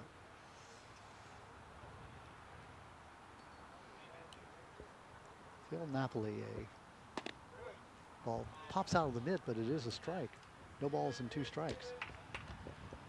Catcher Jordan Ricewig. Well, Fallston's got the bottom of the lineup, and they got to have a productive inning here. So, yeah, with this situation, 0-2, it's hard to bunt, but they've pretty much made their decision. They're going to start swinging away. Foul back, nice at bat. Would this be a good spot for Connor Pickle to take off? If you're safe. We've seen his speed in right field, so the wind is blowing against you. Now you think, well, that's not a factor. Well, it is if you're a runner, and Scott, you know that. Sure. It sort of holds you up, and the wind blowing from third base down to first base. Get them in motion. I mean, Bel Air has not been that good in the field, so if they're going to just missed. 1 ball, 2 strikes. It's not a bad idea to get some motion on, put some pressure on the infield. I'm all for pressure. So if you do have a situation where this ball's on the ground, if you already start the runner, you're going to get him the second. Tip foul. Count remains at 1-2. That comes down to how you execute as a team. You know, if you're out, if you try to steal and you're thrown out and there's a throw-out strikeout, you've taken yourself out of the inning. But you have to know your team and what you're capable of and how aggressive you want to be. Curveball, nice stop by Ricewig. 2 balls and 2 strikes. You see how he shifted Scott on his knees and was able to block that ball. He blocked the ball and immediately asked for a new ball because once it hits the ground from a pitch, they want a new ball. Now they can hit it all across the infield and through the outfield. They don't want a new ball, but I don't know. I've always wondered about that. 2 balls, 2 strikes. Inside, 3-2. I thought he was going to get that call, but he did not. And now do you turn Connor Pickle loose from first base with a 3-2 count? I like the way that, you know, Phil Napoli's been making contact. He's an aggressive swinger. If Fallston likes to be aggressive, this is the place to do it. He did strike out in the second. There he goes. Line shot into right field. It's right at the right fielder. Stokeham has it. Throw back to first base, and that is going to be a double play. Josh Stokeham standing in place, catches the ball, and before Pickle could get back to first base, he throws to first on the double play. They didn't have much chance, even if he had seen it. You know, Stokeham was setting up from the second he saw the ball come off the bat. He was setting up to throw to first. So they did start him in motion, and it does not work out. They run into the double play. I think it was Earl Weaver said that when you run a player, you know, lots of bad things can happen and very few good things can, and that was the bad thing. Oh, hit right on the nose. Had it been anywhere else except right where it was hit, that could have been a double. We could have been tied. Sure, and Earl didn't like to run. Earl was a slugger. He liked to hit the 3-run homer. So Jesse that's why Schuster now, the number 9 hitter. Schuster grounded out back in the 3rd inning. We're in the bottom of the 4th. It's 4-3 as you see. The Bobcats leading. Fallston scored first. 2 runs in the first. Bel Air came back, made it 2-1, then 4-2. Fallston narrowed to 4-3, and that's where we are. Swung on and missed. Well, Bel Air's got the advantage here if they can get out of this inning. 2 balls and a strike. Austin Rothling hasn't really gotten rattled. He's been very consistent. Up high. Jesse Schuster takes a quick look back at umpire Bobby Real. Didn't want to see that right hand go up. 3 balls and a strike. Pop up over our heads and foul and out of play. It's 3-2. 3 balls, 2 strikes, 2 out, nobody on.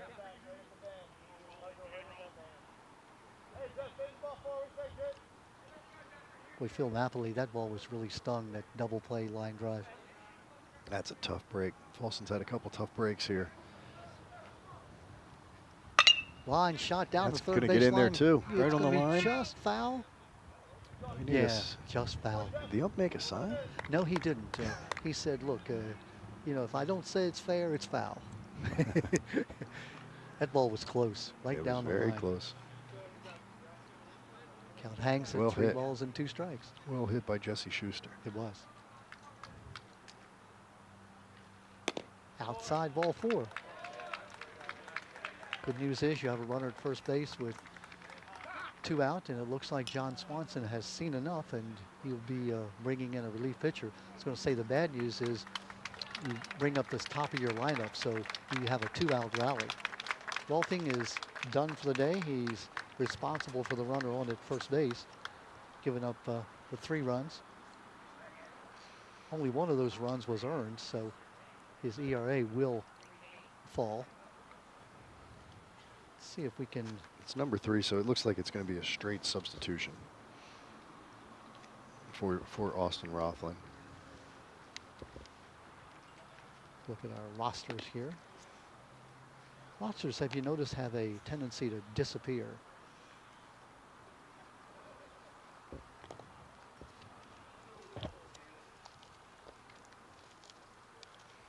They promised they would come up and tell us if they were going to make a change, but we're a little bit out of the area here, so we'll tell you who that is in just a moment. It's a left-handed pitcher.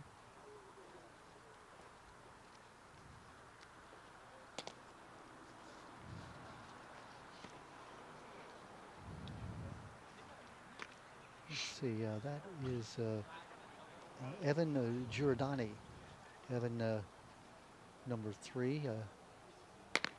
Looks like Evan has really, this maybe is only his 2nd game as a pitcher this year for the Bel Air Bobcats. So Giordani will replace Austin Rolfing on the mound. Austin had a good outing. He was very consistent the whole game. And he kind of leaves Bel Air in a good position. They're up by a run. They have 2 outs in this inning. And it may be a pitch count thing, as you said, Scott, that wasn't that he was losing it or anything, but John Swanson said, hey, you know, you're approaching the number of pitches that you can have, and so we're going to take you out, which he did. Yeah, it could have absolutely been predetermined. So Giordani is the pitcher. I think that's the only change, Scott. I didn't see. Yeah, it was a straight substitution. So, you know, we'll pick it right up with a lefty on the mound and 2 outs. And Jake Fallston, Bogdan, the batter, Jake Bogdan, the leadoff hitter, who is 2 for 2 on the day. Singled and scored in the first, singled last time up. Was out at second on that controversial play where the shortstop flipped it to the second baseman who dropped it, but umpire Rich Carr said he held it long enough. So back to first base, he's safe. A nice arm by Leiswig. 1 ball, 1 strike. Run on at first. That's Jesse Schuster who walked. Foul back. 1 ball, 2 strikes.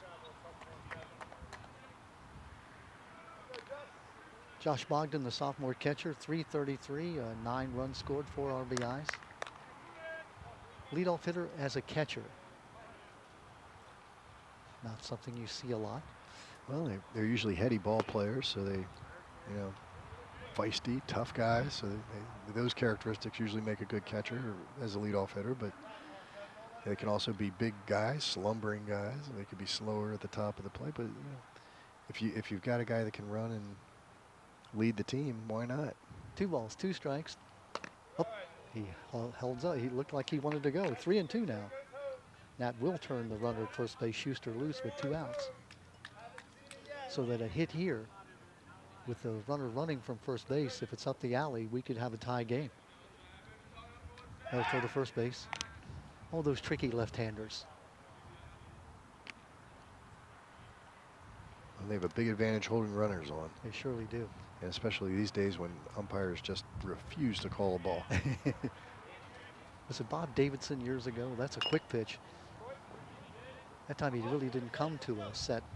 I just said they don't call balks anymore. Yeah. If I were coaching, I would be taking every bit of advantage of that too. Yeah. They don't even, not even thinking about it. Not even thinking about a balk. I doubt they even know the balk rules. Not these particular umps, but umps in general. Not running at first base. I'm not sure why he wasn't, but the walk, and he'll move down to second base without exerting himself. Talking about Schuster as Bogdan takes first base on the walk. Well, his coach was talking to him about it a little. I mean, yeah, Fallston can't fall asleep here. They're in striking distance of this game, and now that they have the leadoff man on, you know, Kyle Moody up, and they're at the middle of their lineup. He scored 2 runs. He's reached on a fielder's choice and reached on an error. So we have a courtesy runner in at first base for the catcher. It looked like this inning was going to be over when that line drive double play to right field when Josh Stokeham came up and showed off his prowess by gunning him down at first. But now we've kind of got into a little bit of a drag here for Bel Air. Moody fouls it off. 3-14 batter. Key part of the ball game, bottom of the 4th inning. 4-3, it's been a nail biter all the way. 2-0, Fallston, 2-1, then 4-2 Bel Air, then 4-3, and that's where we are.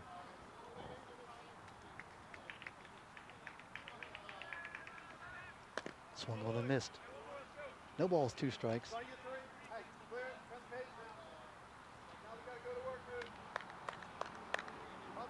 Giordani qualifies as a crafty lefty.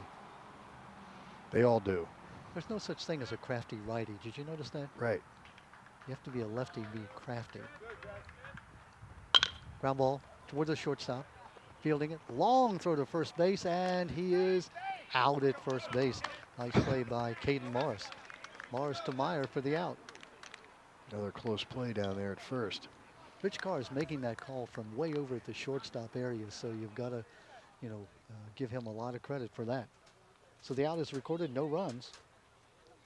There was a 1 base hit, 2 runners left on base, no errors. Fallston fought back a little bit there. We played 4 full, and it's still 4-3 the score as Bel Air comes up for their 5th turn at the bat. Key game. The Bobcats at 5-2 in the conference in the Chesapeake Division. Patterson Mill. New pitcher coming in. Patterson Mill and North Hartford at 5-3. See, it's number 10. Will coming in for Fallston. Chris M. Chris M. is coming in to pitch. I think we have some stats here. He's a right-handed pitcher, 12th grader, plays first, a little bit of first base too, 2 years of varsity experience. Let's see.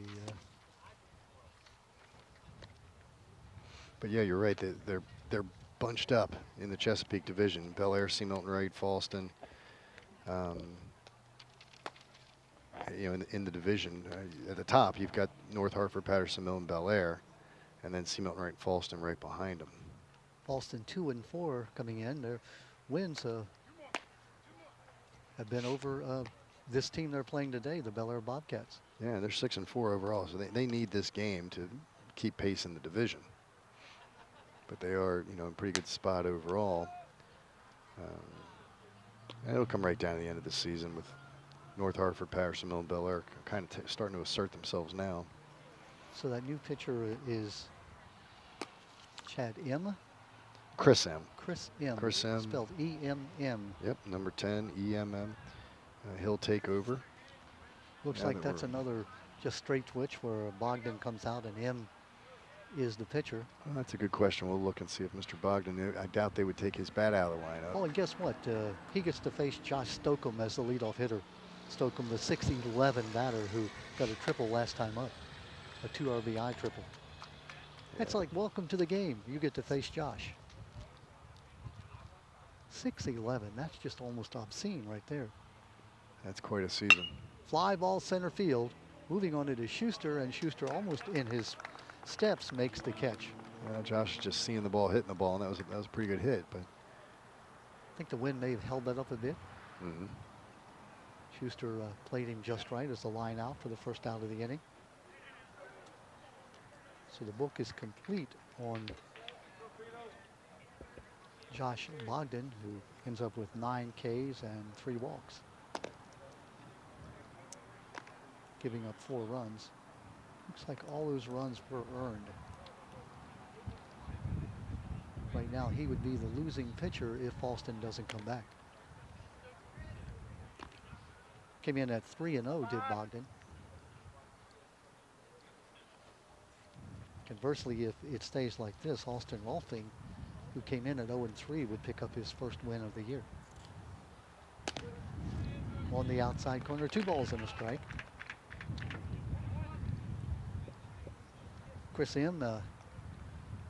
in to pitch here in the latter part of the game. Ooh, I moved. you flinched. I did. I'm proud of myself. It's hard to see all the Fallston numbers, but yeah, okay, now that he's turned around, Josh Bogdan has moved to first base. So Okay. he's number 5, and it's a little hard to see him from here, but he is at first base, which means Phil Napoli might be out of the game, and Chris M. could be hitting in his spot. Yeah. We'll have to clear that up in between innings. All outside. Well, you're right. You don't want Bogdan's bat out of the lineup.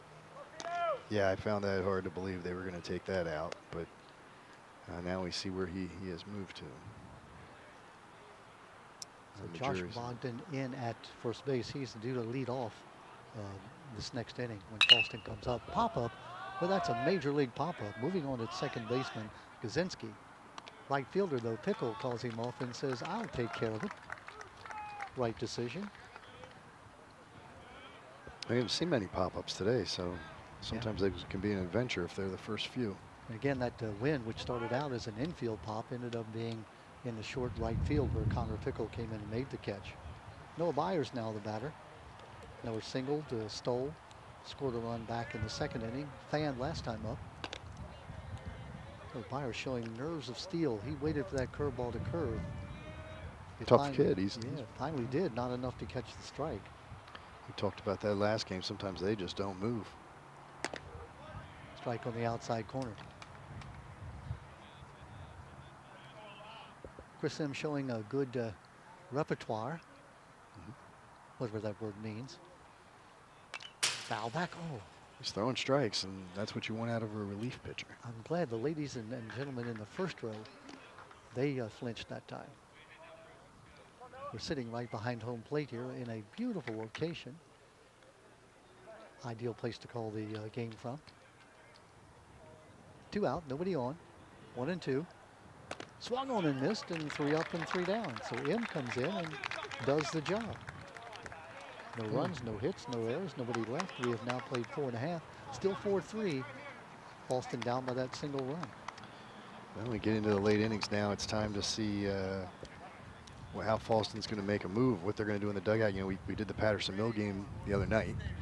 These are two different style teams. I mean, Patterson Mill would have had trick plays, bunts, runs, steals, everything going on by this point in the game. Extra bases, but these teams are kind of more straight up. Yeah. They're very cautious about running runners into outs, and when they did try it, it ended up being a double play. So, you know, I kind of think we're into maybe some small ball if we get a guy on, but we still haven't seen any even indication of a bunt. Whereas, you know, the other day with Patterson Mill, half their team squares fakes bunts, fakes slashes at all points of the game. So Fallston's going to have to figure out a way to generate at least a run. Now the good news is they do have Josh Bogdan leading off, and you know, Don was going to take his bat out of the lineup earlier. I said it was a bad idea, so we'll see. He certainly's been the mainstay of their lineup here. So he has a hit.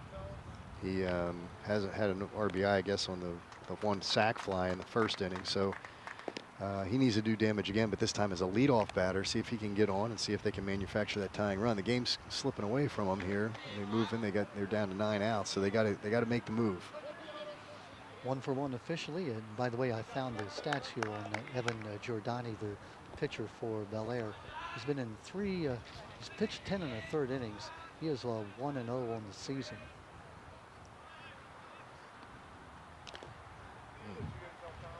It's like Bogdan couldn't quite slow down his swing to match the speed of that curveball, but Fanned 6 and walked 3. Evan Jordan getting ahead 1-0 or 0-1.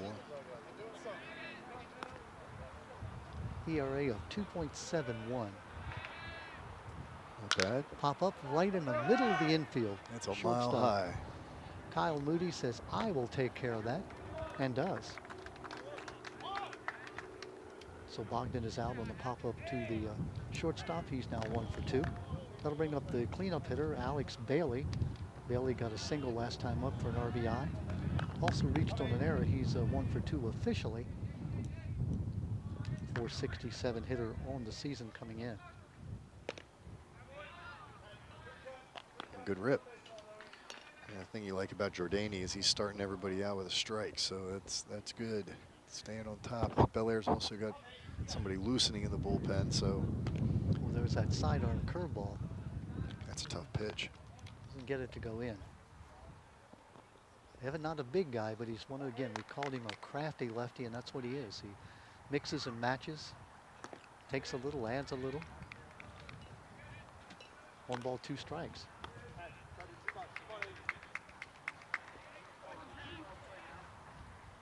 He's getting ahead. He's throwing strikes, and that's what Bel Air needs at this point of the game. Swung on a miss. Down he goes. Looked like you always turn that over a little and change up or screwball, but it's been staying outside from the right-handed batters, and they just can't get with it. They're either going to have to go with it a little more to right field, or they're going to have to lay off it, but they're not going to have a lot of success trying to drive that to left field. It looks like they're kind of swinging around it as it tails away. Andrew Noyes, the batter. Noyes got on that catcher interference last time up, inside on the curveball. But he lined into a double play back in the first inning. Line drive to the second baseman, and doubled off with Alex Bailey. That ended that first inning with Fallston had scored 2 runs. It looked like they were going to score more. 2 out, nobody on. Bottom 5. 2 balls, no strikes. Noyes, a 360 batter, a basketball player during the winter. Curveball hangs outside. 3 balls and no strikes.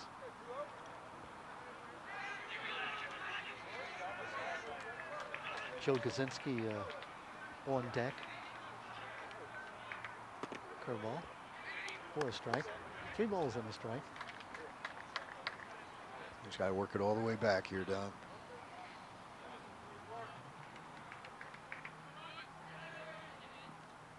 Pop up. Moody moving on it. We just saw this play. Instant replay. Oh, pop up to 6, so 2 pop-ups and a strikeout, no runs, no hits, no errors, nobody left on base. We have now played 5 full with the score 4-3 Fallston, down by that 1 run. Yeah, that was tip your hat to the relief pitcher there, Evan Jourdain. I mean, he came in and did the job for Bel Air, and they did have somebody in the pen, so I don't know if he'll come back out, but he's obviously been tapped to pitch the middle part of this game, and he's done his job. So as has Chris M for Fallston. Those 2 players coming in and putting the opposition down 3 up and 3 down. yeah, goose eggs. So we'll head to the top of the 6th inning. Just 2 more at-bats for the Fallston Cougars and the Bel Air Bobcats. Unless, of course, the folks in the truck will love to hear the idea of extra innings. Well, we're in a situation where we're going to see the top of the lineups of each team at least 1 more time. So, I have a feeling that whoever gets the last rally will win the game. Scott, as you know, in softball, the new rule is that if you go to extra innings, they put a runner on at second base to start the 8th inning. And the idea is there so the game will go on forever. In fast pitch softball, where oftentimes it's hard to score a run, that's how they do it. Baseball, no, they don't do that. Well, this will bring up Hunter Ruse now, the center fielder. Hunter's fanned twice. 267 hitter coming in. Bunt, a wise idea. Back at third base was Andrew Noyes, and Ruse is he's a great running back in football. Has a wonderful speed, very shifty. We saw him against John Carroll earlier in this past fall, and he was injured in that game. Yeah, that's a good idea here, even with a strike. Inside, 1-1. Ruse 4 doubles and 3 stolen bases. We talked about Bel Air North Fallston runs a lot. Ground ball, second base, moving on it is Kaczynski. Has it, throws to first base to Bogdan for the out. 4-3 is recorded. Nice job by Kaczynski. Sophomore second baseman. 1 out, that'll bring up Austin Rothling. Nope, doesn't bring up Chris M, who... Well, Evan Jourdain. Yeah. Evan Jourdain. The Yeah, pitcher thank you, Evan Jourdani. Jourdani, yeah, right. He's going to get a chance to hit here, and he deserves it. Who replaced Rolfing as the pitcher for the Bel Air Bobcats. And again, here is a left-handed pitcher batting right-handed. I like that. There's not many. You expose the left arm. I think I would bat left-handed even if I couldn't.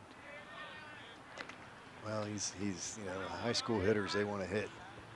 He's not getting paid in the big leagues to hit. So Evan Giordani. Of course, as you know, there's a line drive to right field. Moving is Pickle, and he's got it. Pickle was nice in. Job. He was in, ready for that. He got a nice break on that ball and made it look easy. Ball was hit well.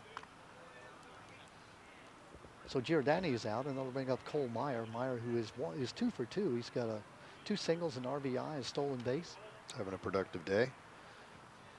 Remember, he's 0 for 2. He just, as a sophomore, just brought up to the varsity, I believe.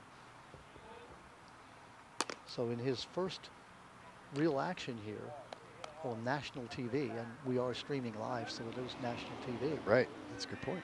Yeah, thank you. Just outside. 2 balls, no strikes. Chris M not happy with that goal. He walked sort of halfway to the plate. Well, not halfway, several steps. Going outside, ball 3. 3 balls and no strikes, 2 out, nobody on. Him came in to start the top of the 5th inning, got him 3 up and 3 down. He's now got 5 up and 5 down. In danger of walking the number 8 hitter. Oh, he's hitting. Yeah, just got away from him. So Meyer's been up 3 times, has 2 hits, and been on base 3 times. Now hit by the pitch, and that'll bring up the shortstop, Caden Morris, who is 0 for 2. He ate those 2 out walks. So Bel Air's going to get a chance to do something with it. You got, if you mentioned Cole just came up from JV, and if he's got some speed, now's the time to use it. Got a big delivery. Outside. Chris M, I don't know if he's frustrated with himself or he thinks he's being squeezed by the umpire, but last couple of times he's taken a few steps toward the plate, sort of shrugged his shoulders. There's a little pop up to the second baseman off his glove. Kind of just died on him. Yeah, Gazinski couldn't decide whether to catch it in the air or let it hit, and he did neither, and reaching on the error is Caden Morris, so the inning stays alive. And we're going to get to the top of the lineup now, right? Yes, it is. Braden Purtell. Braden has walked, doubled, and scored, fanned last time up. On the outside corner. Strike one. Purtell scored back in the third inning. First of 3 runs scored in that inning that gave the Bobcats a lead they still maintain. Oh, inside, did it hit him? No. He got out of the way. 1-1. Good job by Ricewing, the catcher. These leadoff hitters are hard to hit with pitches sometimes. They're tough. Excuse me, by Jake Bogdan, the catcher. Yeah, and Jake didn't let the runners move up, so that's critical with 2 outs. He's still got force plays all over. Right That's going to do it. That's a base hit. Let's see if the play is at the plate. Good hop to the center fielder. There's going to be a play. And he's hold him right at third money. base. Oh, that's a nice play by Jesse Schuster.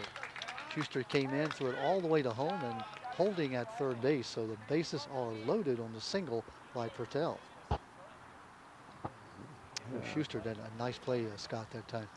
He did. He got, we talked about a lot of the bad hops in the outfield. Well, he got lucky on that one because I know he knows this field well. He wasn't expecting that, but it bounced right up to him. He was able to put a good throw on the plate, hold the runner at third. And Grant Murlock's going to go out and talk briefly about their strategy here as they approach the red-hot Gabe Scott. Yeah, Gabe Scott, who's fanned twice and walked today, but that a 500 hitter coming in. Right, that means he's due, right? I like your thinking. Yeah. It's like the basketball player. He's 0 for 10 shooting. Shooter shoot. Which means he's just due, that's all. Bases loaded, 2 out. Key part of this game, Gabe Scott at the bat. On the outside corner, strike one. That's a nice way to get ahead there. Number 10. And lurking on deck, Josh Stocum.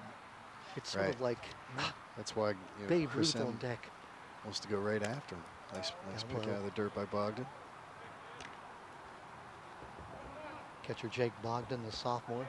Second year on the varsity for Jake Bogdan, so playing as a freshman last year. Yeah, Chris M's got to make a good pitch here with 1-1 count. Bases juiced. And he did. Right. Oh, he did not get the call. He didn't get the call. And he's walking in and looking at the umpire. Umpires don't like that, I think he has good reason. But no, he just balked there. But they don't call balks. They don't call balks. 2 balls and a strike. Bases are loaded. 5-ball foul. 2-2 now. No place to put young Mr. Scott. You've got to come in with the bases loaded. You're down by a run. Key part of the game right here. Top of the 6th inning. Oh, inside. 3 balls and 2 strikes. Runners will be off on the pitch. Scott, you talk about a key pitch in the ball game right here. Payoff pitch. Ground ball, third base. It's going to be touching third base for the guy. Oh, he drops the ball. The third baseman, the noise was thinking about touching the bag. Instead, he dropped the ball. Everyone is safe on an error to the third baseman. Right, that's exactly what happened. He just took his eye off it. Wow. That is a critical error, but it's one of those things that, you take it for granted. You're seeing the ball in. And the worst part is young Mr. Stocum is at the bat. Josh Stocum coming in at 6'11", lined out to center field last time up. Walked in the first, got a triple for 2 RBIs in the 3rd inning. So the run score to make it 5-3 now for the Bobcats. Pop-up foul, out of play. 1-1. The sun has sort of disappeared. The temperature has dropped a bit. Wind is picking up. It's certainly gotten colder for Fallston after that inning, but they got to get out of this here to stoke them up. 2 errors in this inning. Just outside. 2 balls. He's missed on 2 pitches. Just missed to stoke him. Just missed. Now Josh gets a chance to sit on a 2-1 pitch. So Yep. if this is a straight fastball, he should come out of his shoes on it. His eyes will be lighting up. Here it is. Fly ball right field. The wind's going to have to do a lot with it, but Pickle moving, making the catch. Good job by Connor Pickle dealing with that wind. Gets the final out, but not before the Bobcats score a big insurance run. They get 1 run on no hits. Check it on 1 hit. There were 2 errors in the inning and 3 big runners left on base. We played 5 1/2. It is the Bobcats 5 and Fallston 3. yeah, it's a big inning.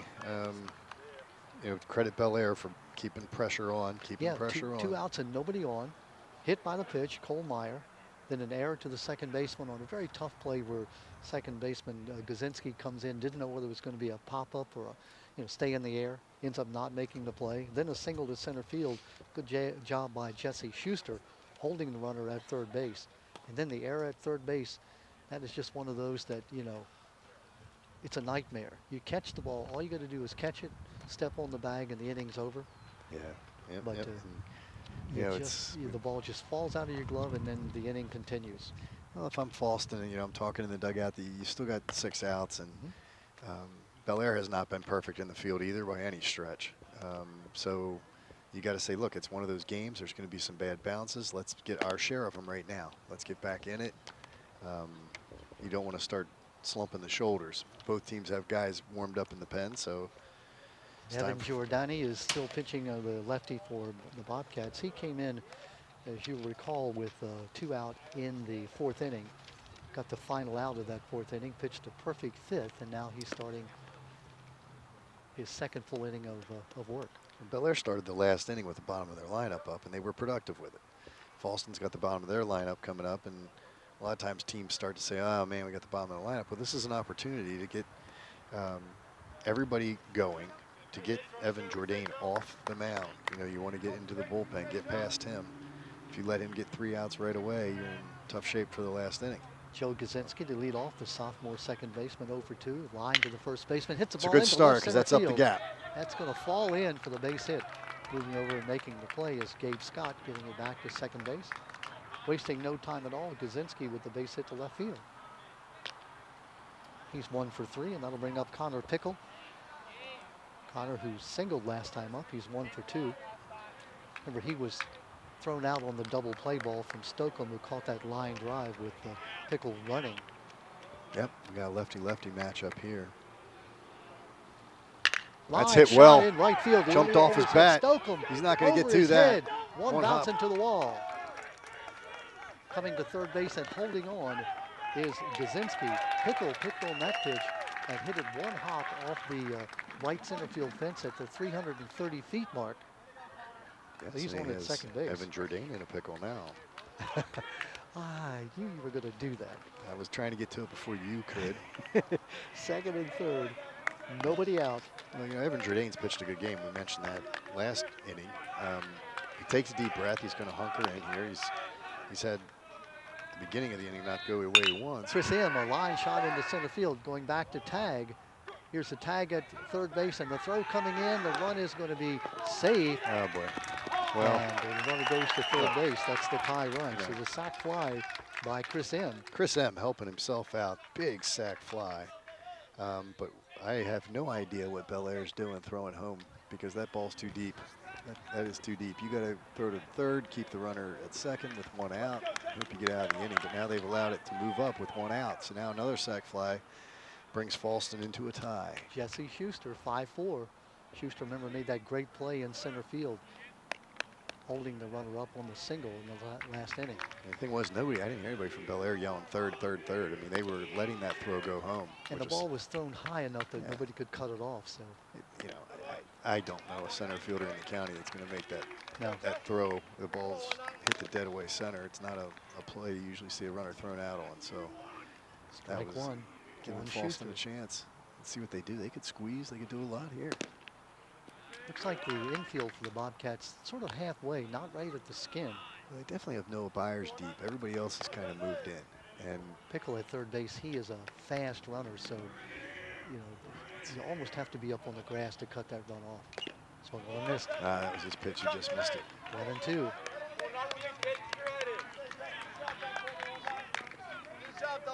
You can bet that Connor Pickle will be getting a big jump there from third base on a ground ball. 1 out, runner at third. Curveball hangs high. Schuster watched it the whole way in. He was ready for the break. It didn't break, so it stayed up and out. Now we got a 2-2 count. So we're going to see what else is going on. 5-4 the infield. We still got a situation where Caden Morse is playing halfway in. Line drive to the second baseman. He'll make the catch. Lucky he wasn't playing in. That ball might have dropped over his head. Yeah, it was kind of hit. He might have had time to get back, but you're right. We saw that last game we broadcast where you bring the infield in, a blooper does you in. Now there's 2 out, but that does bring up the leadoff hitter, Jake Bogdan. Jake is 2 for 2. He's walked, singled in the first and scored. Key spot in this game. A single here would tie it up. Any kind of an error, anything to get on base. There's that curveball. Got to be ready. Pickle's got wheels. He's got to be ready to go. That wasn't far enough away, but yeah. You know, he needs to be putting pressure on. Jordan Weisswig making the play. They're going to walk him intentionally. Intentional walk. So Bogdan will go to first base. That's the lead runner on at first base. That's I'll say a gutsy, unusual call to put the lead runner on base. They'll bring up Kyle Moody. Moody's got reached on an error, stole a base, scored. Reached on the fielder's choice and scored. They just, for whatever reason, they feel more comfortable going after Moody in this particular situation. Grounded out back in the 4th inning. So Moody, the .314 hitter, scored 2 runs. Key part of the game here. And Pickle's being aggressive off third. He's got a good sized lead. He's looking for anything he can to get home. Swung on and missed. Fastball. That may be the fastest pitch we've seen from Giordani. He just turned that one loose. Moody's your guy you were talking about. Chokes up a little on the bat. He's down 0-1 in the count, but we'll see what he gets Key from Evan strategy for John Swanson to walk the lead runner. Lead-off batter? Yeah, the potential lead runner to first base. We talked about sometimes you lead off a catcher because he's a gamer and he's a tough out. If he's reading it the same way, he's a little more comfortable getting that bat out of his hand. Courtesy runner into first There base. goes There the he runner. goes. That's a good play. And they'll let him go. So now a single would perhaps score 2 runs and put Fallston in the lead. And if Fallston, if you're in the chess match and they intentionally walk a guy, you got to take second and dare him to throw down or put 2 men in scoring position. So now they're 1 ball, 2 strikes, 2 out. Runners at second and third, down a run. Oh, tip foul. Wow. He was right on it. Just barely got a piece of that. Ball may have been high out of the strike zone, but Scott, you can't take it. Yeah, you got to be aggressive, and he put a good swing on it. Just fouled it. A lot of times when we've said they foul him straight back to the screen, it means they're right on him. So, 1 ball, 2 strikes, 2 out. Runners at second and third. I like the way Evan Jourdain is taking some deep breaths out there to relax himself and get his composure before he pitches. Fly ball, foul, out of play. Look out, bus. Oh. School bus took the run of that foul ball. Well, Moody's hanging tough. And Kyle Moody's a good athlete. And he's soccer player, as we said. Senior. He has a chance to deliver here for his team. Ground ball off the foot. Foul. He's hanging tough. Boy, the pressure that's on this infield, you think about it, you know that you can't boot the ball to let Fallston come back and tie the game. They've been a little shaky this game too. I mean, they got been lucky on a couple calls, and if Moody hits anything on the ground, you're right. You got to leg it out. It's a tough infield. Pickle's still down there waiting for a chance to get in on a pitch in the dirt. 1 ball, 2 strikes, second and third. Curveball up high. Well, you're right. He's getting a great secondary lead. Yeah, John Swanson's going to call timeout and go out and talk to his pitcher. Again, unusual to have they're going to take the ball from him? Yes, he is, with 2 balls and 2 strikes.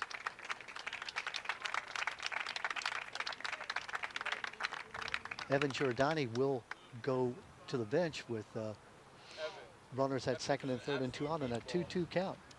So, next pitcher in. And I assume it'll be a straight. Looks like number 12. See, we have the roster over there. Scott, somewhere we have a roster. That's Fallston's. Yep. I think you had it last time for Bel Air. All right, let's see if we can figure out who that is. Yep. We have, this is Tyler Shimming. Tyler, who has, Tyler is their pitcher who is 3-0 on the season, so he is their ace. So Bel Air doesn't want to take a chance on this now. There's a couple reasons to do this. One, obviously, he's their ace. Number two, it's difficult as a batter coming in there to just get one look. He's going to basically get one pitch. It's a 2-2 count. You know you're going to get a strike here. So you got one pitch to get on the guy.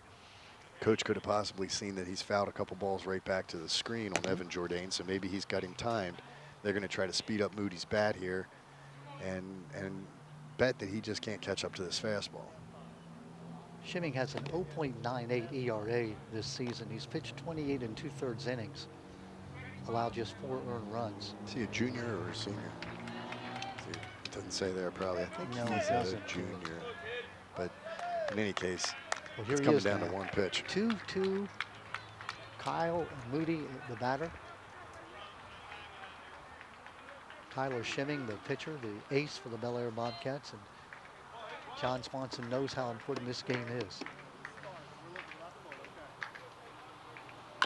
Ground ball foul at the plate. He came in low with the fastball, gave Moody time to catch to it. So at least he's seen a pitch now. He's in a little better spot than he was a second ago.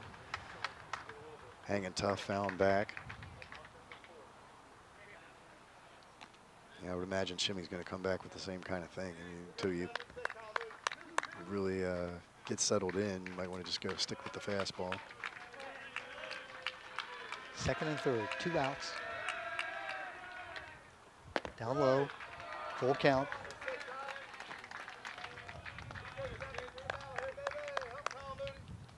Three balls, 2 strikes, 2 out. Connor Pickle on at third. Jake Bogdan's courtesy runner on at second base. Foul back. Good bat by Moody, following everything to the plate. He was right Good on bat that on pitch. Yep. Yeah, he had that time very well. Scott Elliott, you couldn't want a better competitive game. There have been some mistakes by both teams, but here we are in the bottom of the 6th inning, 5-4, a chance for Fallston to tie or go ahead. Right. Very competitive battle. Fly ball right field. That's Well, Stokeham. Stokeham's there. He's going Stokeham to make the out. has it for the final out of the inning. Well hit, but Stokeham is there to make the catch. So good job by Shimming to come in and get that final out.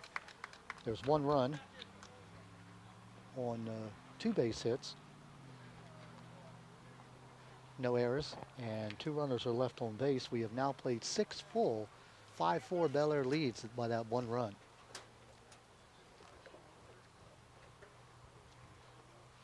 I'll ask the guys in the truck, how are we doing for time?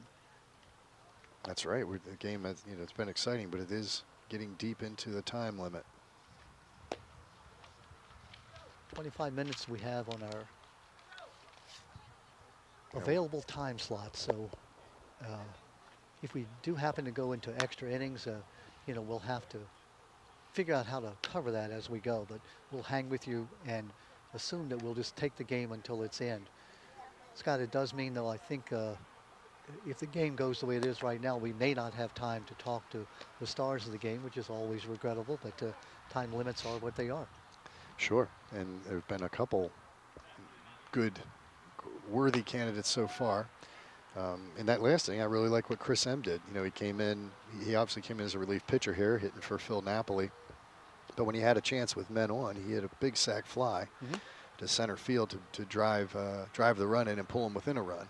They couldn't score again, but I think Bel Air made a mistake throwing home, letting that run move up to third. It didn't hurt them. They've worked out of it. Now they're going to have a chance to add to their lead in the top of the 7th. Matt Fino, the number 4 hitter, cleanup hitter for Bel Air.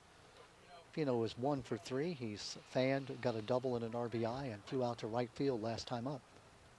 Top of the 7th inning, 5-4 lead for the Bobcats. Chris M. still the pitcher. Remember, Chris came in, did a nice job, and really was not his fault this past inning where he looked like he was going to get out of the inning. Had the first 2 batters out. Gets 2 strikes now to start this top of the 7th inning. Till a hit batter, an error, a single, and then another error allowed that run to score. And as it looks right now, that at this point is the deciding run in the ball game. That's hit pretty well to center. Moving back on it is center fielder making the catch over the shoulder. That's Schuster. But that wind, I think, just kept carrying the ball. Yeah, he drifted on that a little too much. You want to get back quick and then wait for it if you have to. But he kind of drifted, and that's risky in the wind, especially in the spring in Harford County. In left center field, 362. We don't have a center field measurement. It's probably about 380 out to center. So that ball was hit about 360 or so. 1 out. Noah Byers standing in. Noah is fanned the last 2 times up. Did single in his first at bat, stole a base and score a run. 185 hitter, 1 for 3 today.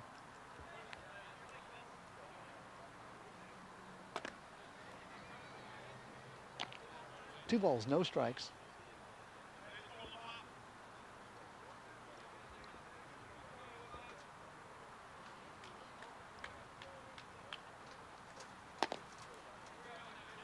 Yep. 3-0. He's got a little, Chris M kind of letting this batter get away from him a little, but he's been very consistent the whole game. 3 balls, no strikes. Noah Byers, the batter, the senior second baseman. Legs that one in there, 3-1. If you're Byers, do you take one more or are you ripping, Scott? He's ripping.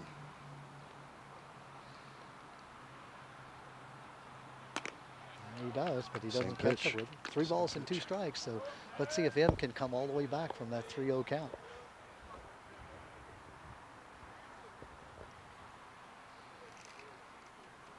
Swung on, tip foul, held on to by Bogdan for the second out of the inning. Good job there by Jake Bogdan. Yeah, hung on to it. It was up, pitch up. They were taking Byers up each time. Hunter Roos fanned twice, grounded out. 0 for 3 on the game. 2 out, nobody on. Top of the 7th inning, that 1-run lead for the Bobcats. Pop up. Third baseman, Andrew Noyes. Has it for the out. 3 down. So here we go.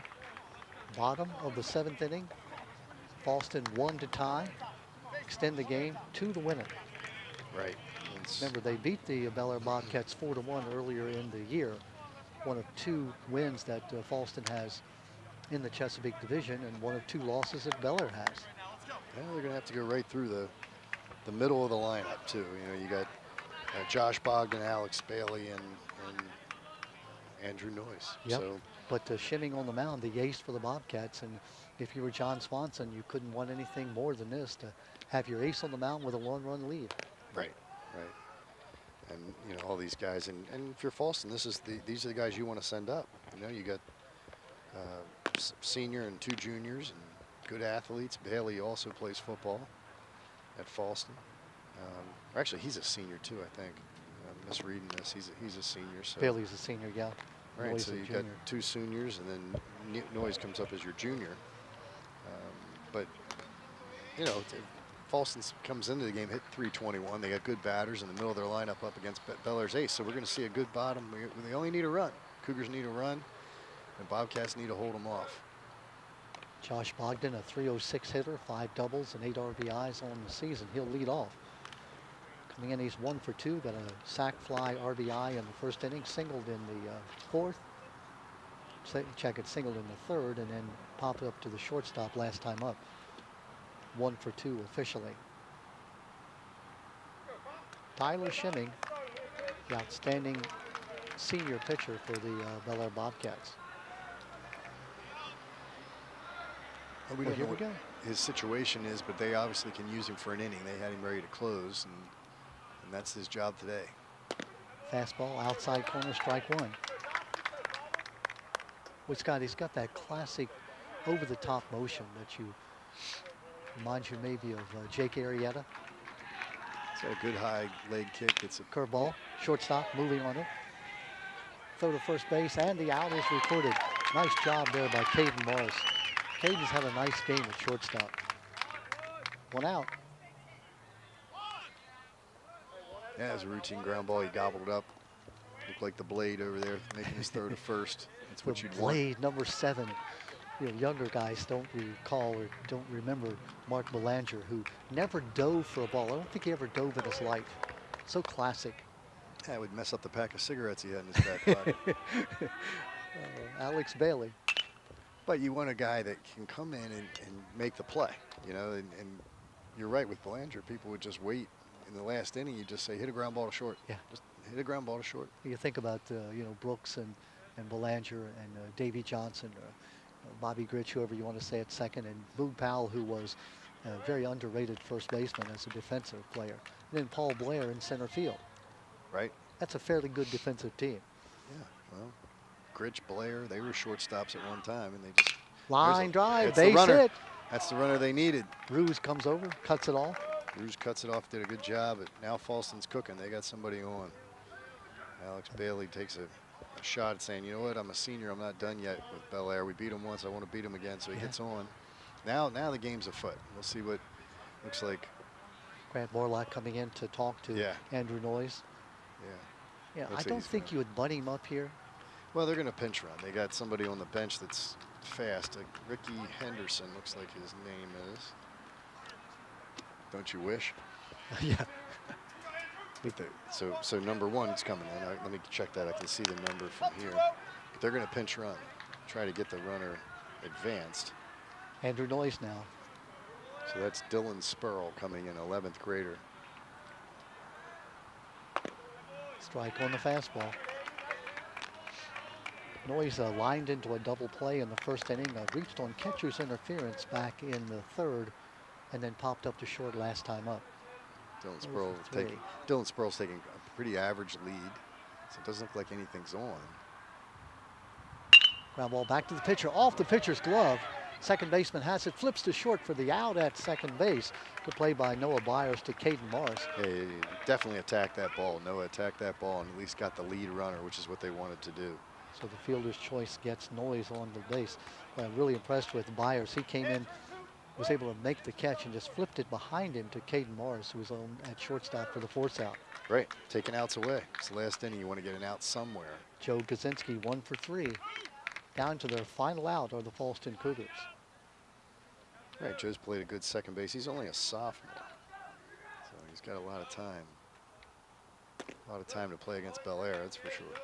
Yeah, we didn't mention the rivalry. We talked about rivalries, but Fallston Bel Air, hey, it doesn't get a whole lot bigger than that.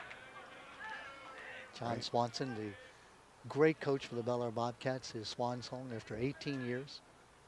2-time state champion. Down low, 2 balls and no strikes. Kaczynski, a .259 hitter. So far, Spurl hasn't shown any desire to try to get down to second base.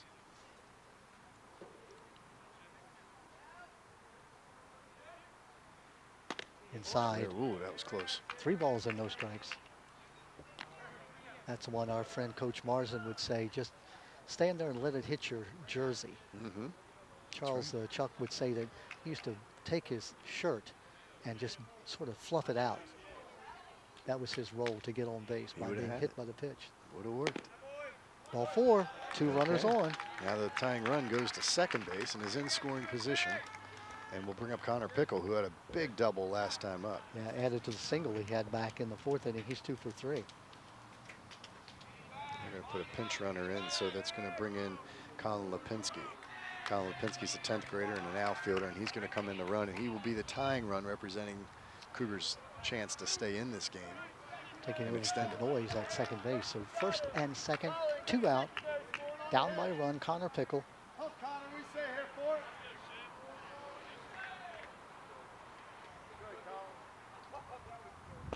Strike right down the middle.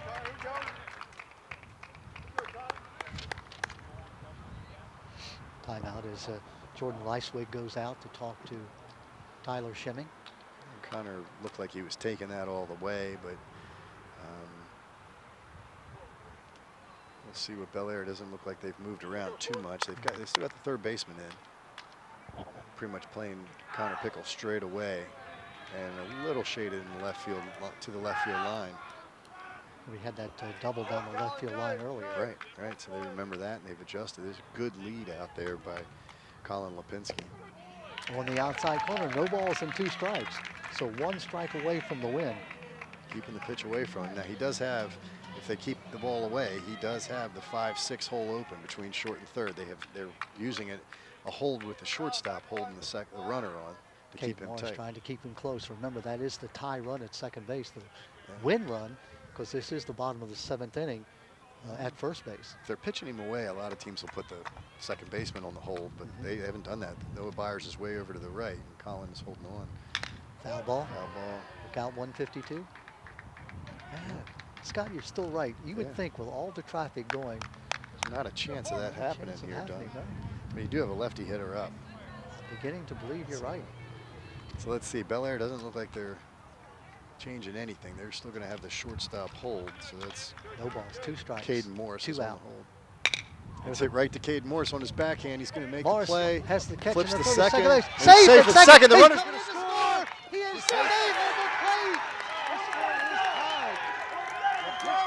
tied. Stop and scores to tie the game.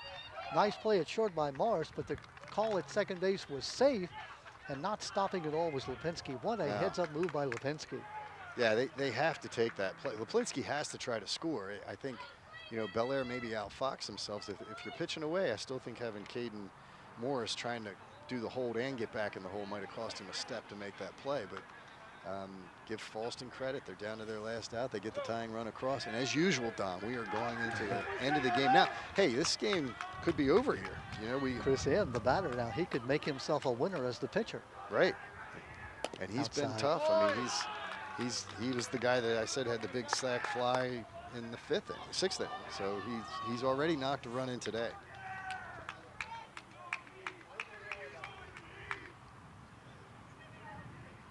Tyler Schenning on the mound. Inside. He might be a little rattled. He's missed twice with the first 2 pitches here.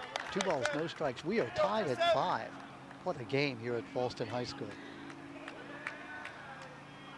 It was a great play by Caden Morris to be able to field that ball, but his throw to second base just not in time to get the runner. Heads up play by Noah Byer throwing home, but it just all was a little late. Ooh, that's a late it's right swing. over the catcher's mitt that time. Yeah. 2 balls and a strike. Got around late. And we're at a 2-1 count now. Tie game, bottom of the 7th inning, game on the line.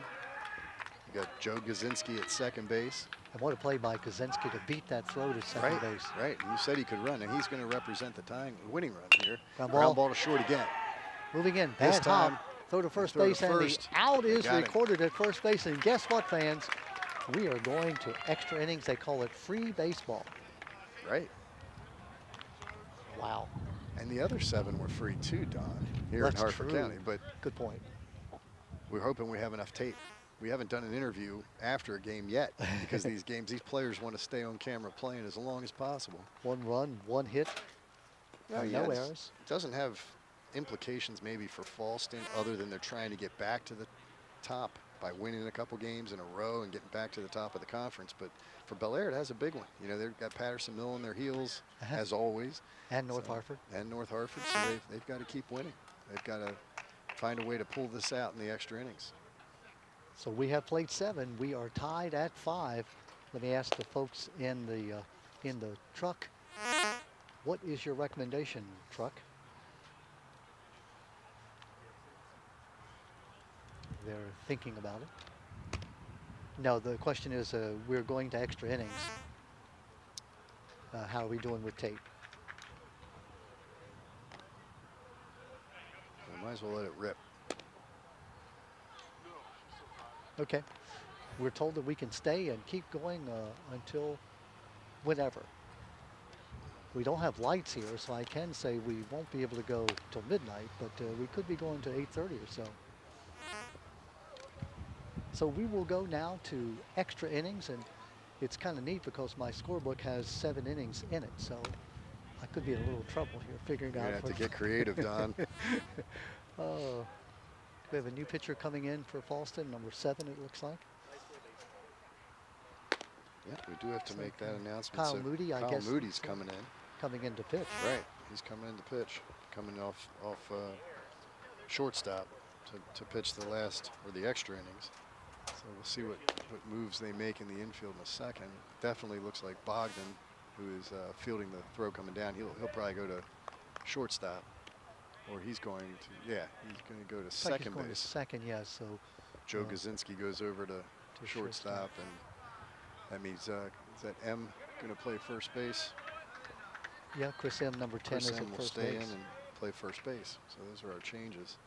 You're looking for a hero, Joe Gazinski, who beat that throw at second base. That was a nice play by shortstop Caden Morris, but he was able to beat the throw.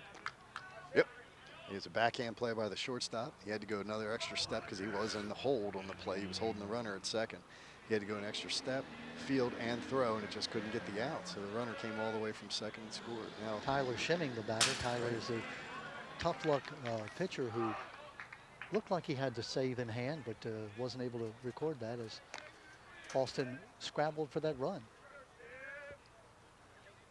Dylan's coming up to check on us to make sure we're doing what we should doing. Hey Dylan, hi, having fun? Yeah, Dylan says he's having fun. Tyler Shimming, the batter.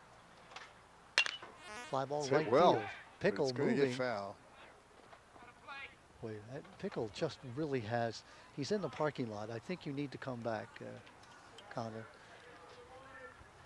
Connor's made some great plays there in the right field. Top of the 8th inning. 2 balls, 1 strike, a 5-5 tie. It was 2-0 Fallston, 2-1 Fallston, then 4-2 Bel Air, 4-3 Bel Air, then 5-3, 5-4, and then tied at 5 in the top of the 7th inning, or bottom of the 7th inning by Fallston. Up high and outside. Well, Shimming's worked the count to 3-1, so he's doing everything he can do as a leadoff hitter to get on. Moody has pitched. He's pitched 5 2/3 innings, 2.47 ERA. Foul ball, out of play.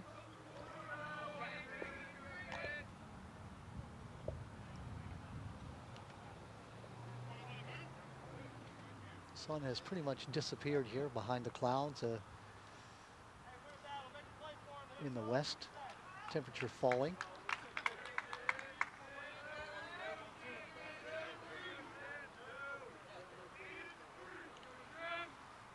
Down low, ball 4. Bel Air gets the leadoff walk they were looking for. Shimming on at first base. Brings up Cole Mayer. Ooh, that's the sophomore first baseman's going to come up. Cole has 2 for 2. He was hit by a pitch last time up and scored a run. He's also singled with an RBI and singled and has a stolen base. Caden Morris on deck. It is the bottom end of the Bel Air order as we go into the top of the 8th inning.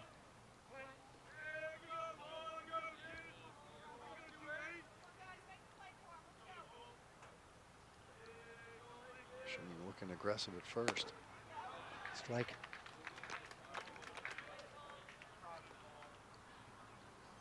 Kyle Moody, the pitcher, the 3rd pitcher for Fallston.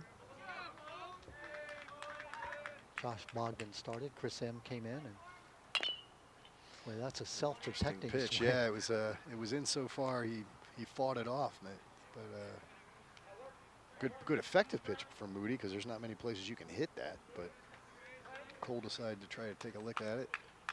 Shimming has a good-sized lead, but he's also got an aggressive stance over there. There he goes. Foul back. He's got good speed. Yeah, he does. He's got to go back and do it all over again. He thinks he stole a base, but they're going to break him the news. He's got to be careful. You can't listen to the shortstop every time when he tells you it's a foul ball. You're saying that a shortstop would deign to tell you a fib? None of the guys I knew yeah, right. from Edgewood oh, yeah, right. No would balls, even 2 consider strikes. telling you the truth in that situation. Exactly.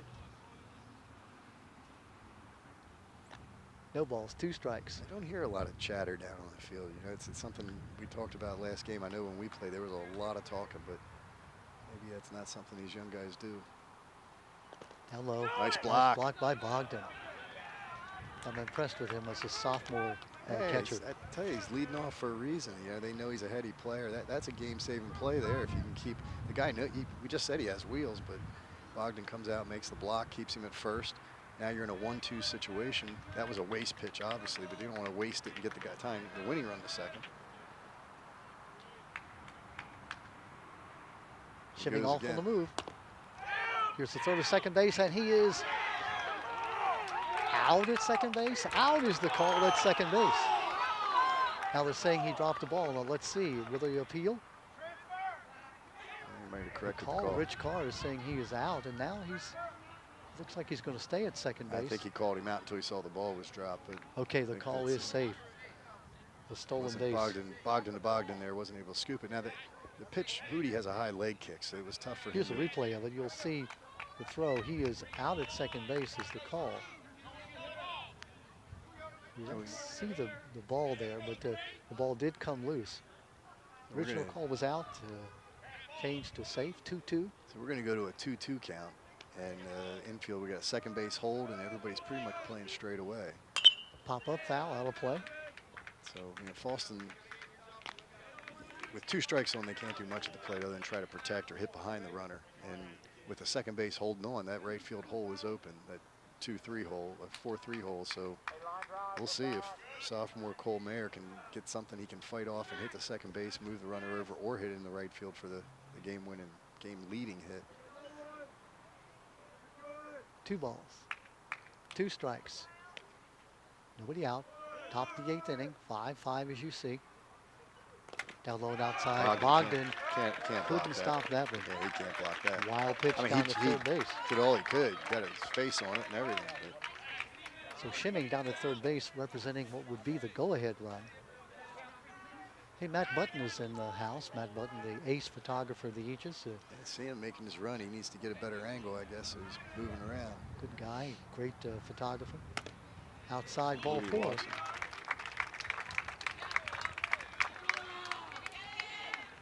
Well, now the plot thickens a little. You got the 9-hitter up in Caden Morris. So with a man on first, if you can strike him out, you can get the double play. But we'll see what Fallston decides to do. Bel Air could squeeze. They could do a lot of things. They're kind of in the driver's seat here. 0 for 3 officially is Caden Morris. He's reached on an error. He goes down to second base. Let him go down to second, get the double play out of possibility. The infield is definitely in. Yep, they're in to cut off the run. That would be the go-ahead run for Bel Air. Of course, Fallston would still have its at-bat in the bottom of the 8th inning. Outside. Moody seems to have lost his target. Yeah, he needs to take a deep breath and relax, get himself under composure. You don't want to let this inning get out of hand because you do have to come up after it. But he can battle back. It's only 2-0. He can battle back and try to get Caden Morris. 2 balls, no strikes. Just misses outside. 3 balls and no strikes. In danger of loading the bases here and reaching the top of the order in Braden Purtell.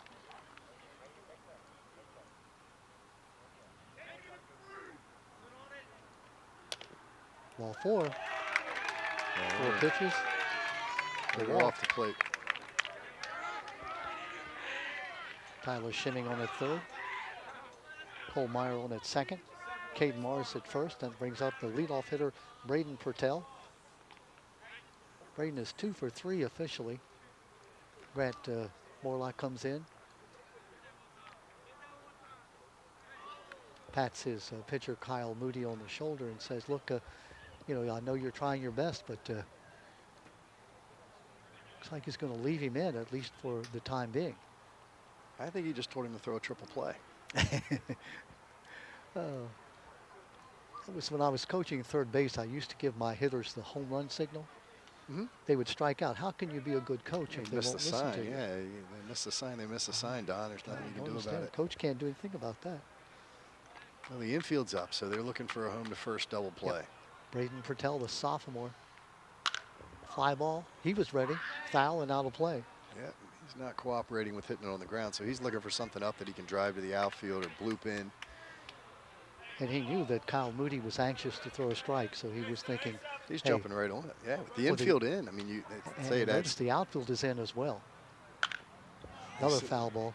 it's up 0-2. They say with the infield in, you become 200 points better. Yeah. That's what the old timers would always say, and I got to believe it's true. You have a lot more angles. The bloop hit becomes a weapon. And the outfield, notice that Pickle in right field is really playing what we used to call a rover in slow pitch softball. Yeah, he's been moved in a lot of games. Curveball. Bel Air's Cole Mayer's taking a huge lead off second. They could easily get him. Patterson Mill would have him picked off in no time, but Fallston seems content to let him take that lead. The only problem with that is now a base hit easily scores 2. Yeah.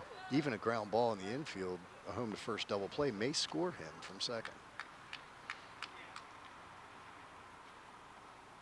Curveball. Nice pitch. Hangs outside. Yeah, it was. With a 2-strike count. Good take by Purtell, though. And he saw that a long way. You know, Moody, if Moody can get this out, he's not in a bad shape if he can get the out. Line shot, base hit. That's going to score 2. 1 run in. Second one comes in. Going all the way to third base. So runners at first and third. Schinning scores from third. Meyer scores from second. Caden Morris goes down to third base on the 2-run RBI single by Braden Purtell. Big hit. And he didn't try to do too much with it. He hit it very solid, right back up the box and into right center. Purtell now with 3 hits. Those 2 RBIs. So he scored a run, 3 for 4 officially, walked in the first inning. Goes down to second base without a throw. Well, now you're in the same situation. Gabe Scott, Josh Stokeham coming up, still none out. Fallston did a great job extending the game into extra innings, and now Bel Air's taking control. Up 7-5. Strike is the call. 1 ball, 1 strike.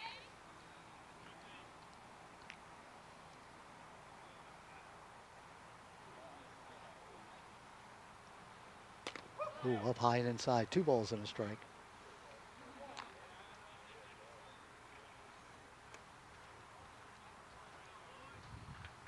It's not the end of the world here. Moody needs to battle back. He needs to stay tough. Hasn't worked his way, but he's got to stay tough. 2-2. Gabe Scott fanned twice, reached on an error, walked, scored a run. 0 for 2 officially. Bobcats looking for their 6th win in the conference. 8th overall. Foul ball. I have no idea how many foul balls we've had today, but it's a lot. 54, Don. I've been tracking them. Scott Elliott. Curveball. Good job by Bogdan down to block it. Bogdan's he's working hard. I mean, he just doesn't stop working, does he? 3 balls, 2 strikes. He's caught a good game. Fallston's infield still in, looking for the ground ball play at the plate. There's They're the going to get ground one. ball. Second baseman has it. Checks the Gets runner, him. holds them Nice both. job. Good job by second baseman Gazinski. Gets the out at first He's base. out now. It's Bogdan's there. Oh, yeah, Bogdan, thank you. Josh Bogdan, not Jake. Jake's not that good. He's good enough to block him, but he can't run out and field him shortstop. too. Yep. Josh Bogdan, the pitcher starting, who also played first and now playing second. Right, playing everywhere, doing what he's got to do. He did a good job checking. Here's Josh Stokeham. Got 1 out. Josh Stokeham up. Josh has, there's a line shot into left center field. That'll clear the bases. 1 run in, 2 runs in, and Stokeham pulls in at second base with a double. Yeah, that's going to put 2 insurance runs on the board. So Morris scores, and Purtell scores. And Stokeham on at second base. Boy, he just hammered that ball.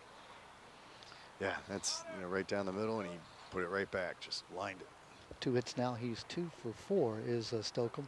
It's tough when you're 2 for 4 and your average goes down. Right. I've seen some players in that situation. 6'11" batter. It's tough to stay up there, especially when you get in the second half of the season and you start getting into more competitive state pitching. 9-5 is the score. 4 runs scored here in this top of the 8th inning by the Bel Air Bobcats. So it looks like number 12 coming in for Fallston. Right, so Phil Napoli. That's not right, is it? Is he? No. It looks like 12, but we'll have to wait and see.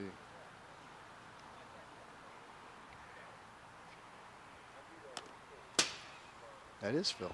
It's number 12. Yep, Phil Napoli So he's in coming to in from pitch. third, so they're probably moving a few guys around here.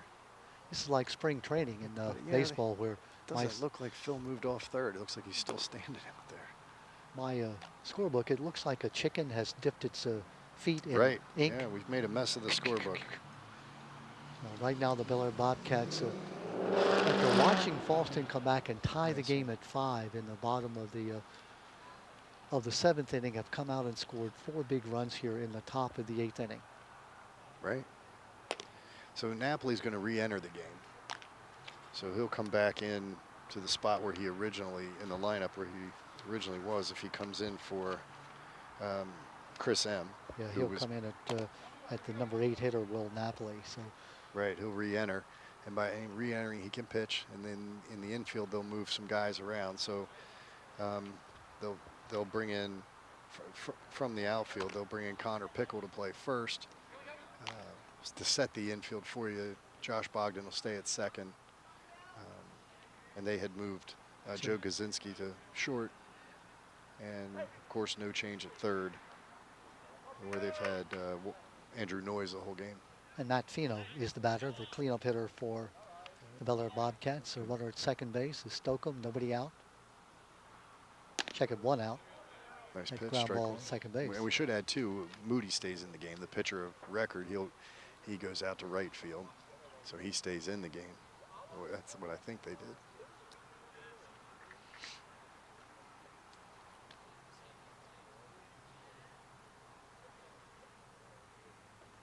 Matt Fino 1 for 4 officially, had the double and the RBI back in the 3rd inning. He's flown to left, actually flown to center, flown to right, and struck out.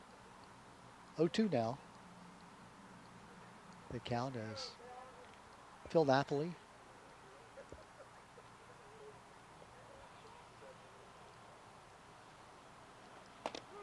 Strike on that corner.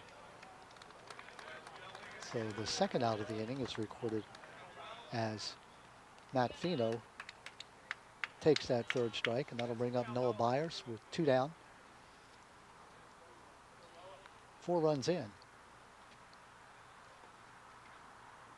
Yeah, big extra inning here in the 8th for Bel Air, spreading the lead. Josh Stokeham still on at second base. A little bit high.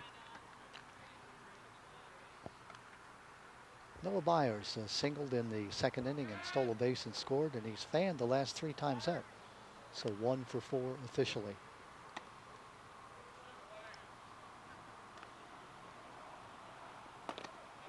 Curveball catches the inside corner. 1 ball, 1 strike.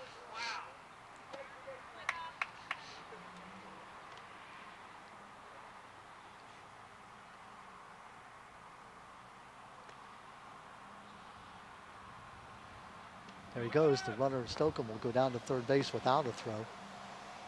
Noticed that Napoli wasn't paying attention to him, and so he just took off. Yeah, they weren't holding him at all. They're kind of conceding third. You don't usually see somebody stealing third with 2 outs, but if they're just going to let him go.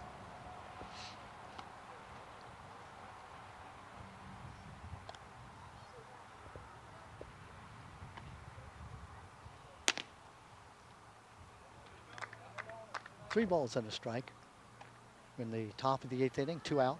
Bel Air leading by 9-5. It was tied at 5 after 7. Bobcats scored 4 runs here in the top of the 8th inning.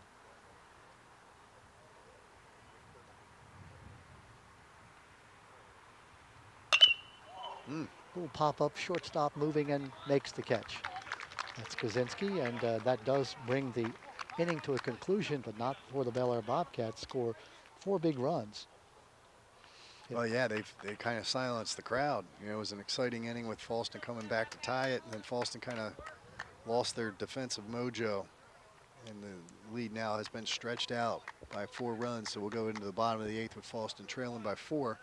We'll see if Bel Air makes any changes now. 4 runs, 2 hits, no errors, 1 runner left on base. Those 3 big walks, of course, loaded the bases. And then Pertel had the single that got 2 RBIs, and then another 2 RBI double, this one by Josh Stockham. And that accounted for the 4 runs in the top of the 8th inning.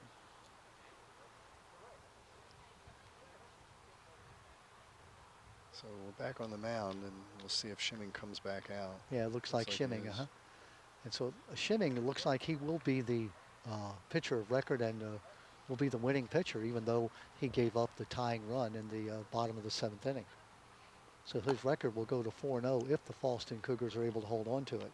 Or Bel Air, yeah, if Bel Air holds on to it. Fallston. Did I say Fallston? Yeah, if the Fallston is unable to come back.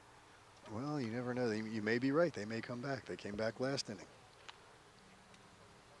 So Braden Pertel with 3 hits on the day, scored 2 runs and has had 2 RBIs. So he ended up 3 for 4 with a walk. I'm sort of wrapping up here as we go because we'll have to leave you right away at the end of the game. Yeah, that's a good point. We can make some calls here and talk about who had good games. Yeah, Pertel 3 for 4 with 2 runs and 2 RBIs. Of course, Josh Stockham, who had a triple and a double and 4 RBIs. And he's been impressive, and he's a great kid. I know him. He's been a good ball player, but I'm really happy to see him having success. And he didn't disappoint on that last one, with the game on the line, up by 2 runs. He's kind of put it up by a 4-run lead. So here goes Fallston trying to battle back. Looks like their number 9 hitter will be at the plate, Jesse Schuster. Jesse is 0 for 2. He did walk it in the 4th inning. Grounded out and popped up. And we talk about all the kind of the plays that we thought were going to be huge. There was Fallston had a chance back in the 3rd inning to have a rally, and they had a couple close calls not go their way, and that was really kind of what put them behind the 8 ball, having to play catch up the whole game. But they did. They caught up and tied it, but now they've lost the lead and need to start out. If they get the leadoff runner on, they can send up best part of their lineup. That's a 2-strike waste pitch way outside. 2 balls and 2 strikes. Greg Maddox always used to throw a strike on a 2-strike pitch because he thought it was the hardest pitch to hit. Huh. Batters are worst with 2 strikes, so why waste it? There's the strikeout, right down the middle. But Maddox had that pitch that, wasn't that the 3rd strike? No. Well, the scoreboard had 1 count, and the batter had the other, so we're gonna go with the batter's count. So now the scoreboard has no strikes. David, your 3 balls and a strike is now the scoreboard shows. And that is ball 4. Pardon me, Jesse. So instead of striking out, he gets the walk. So, leadoff runner on. Now you know the best part of your lineup's coming up. Jake Bogdan, who got the intentional walk when the game was heating up in the 6th inning, is going to get another shot to do some damage. Bogdan has walked twice, singled twice, so he's officially 2 for 2. Right, so what Fallston's trying to do is play station to station, meaning they're just trying to move a runner up 1 at a time, trying to get the tying run to the plate. Tying run right now is in the hole, or technically on deck to be on deck. Strike on the outside corner. Sometimes a fake throw to first is just as good as the throw. You let the runner know you're thinking about him, and maybe he's not as aggressive the next lead. There's the throw to first base. Bobby Real, the plate umpire, has done a great job. This has been a long, long game. Lots of foul balls. He won't have to do his squats tonight. Outside. Shimmy's pulling through on the ball. Looks like he's lost some concentration. Those last couple have not been close. But that's the last thing you want to do right now is start the walking machine, giving Fallston some hope, getting batters to the plate, letting them know you're vulnerable. And he's down 2-1, and this is a big pitch for him to get across. Foul ball looks like moving on the right field area, and it is foul.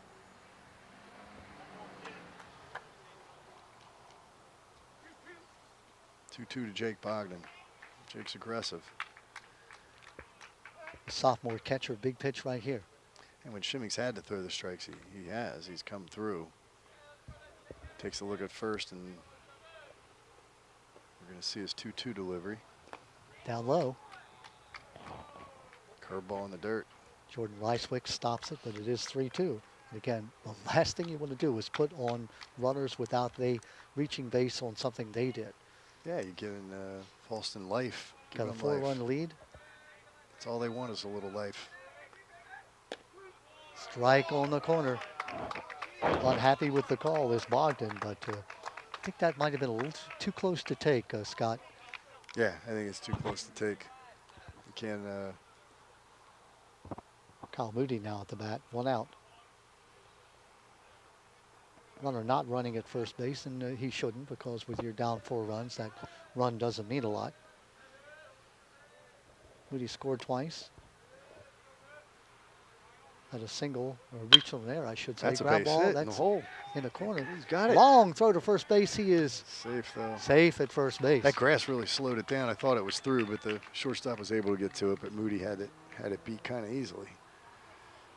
So runners at first and second. 1 out. You got the tying run is now on deck. And you got probably one of your best hitters up, and Josh Bogdan. Josh has got an RBI on a sac fly. A single. He's 1 for 3 officially.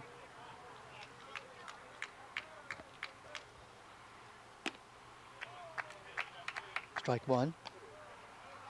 1 out. We are in the bottom of the 8th inning.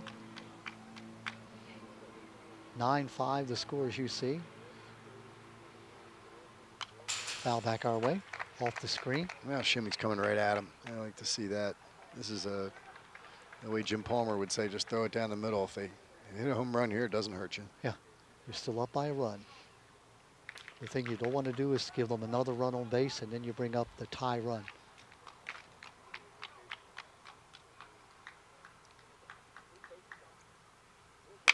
Ground ball, back to the pitcher, fielded, throw to second base, nice throw, 1 out, back to first, double play, and that's the way the game will end as the 1-6-3 double play ends the game.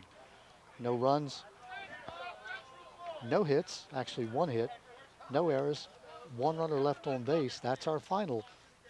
Bel Air Bobcats win it by a final score of 9-5. Tyler Shimming, the winning pitcher. The Bobcats will now go to 8-3 on the year and 6-2 in the league. Outstanding baseball game, lots of fun. Fallston Cougars come back and tie it in 7 and 4 extra innings. Scott, closing word. Well, it was a great battle. It was a fun game to be a part of. And we're told to wrap it up. The truck says they're ready to go. Extra innings. 9-5 is the final score. Bel Air wins the game. Thanks for tuning in. Scott Elliott, Don Morrison. We'll see you again real soon.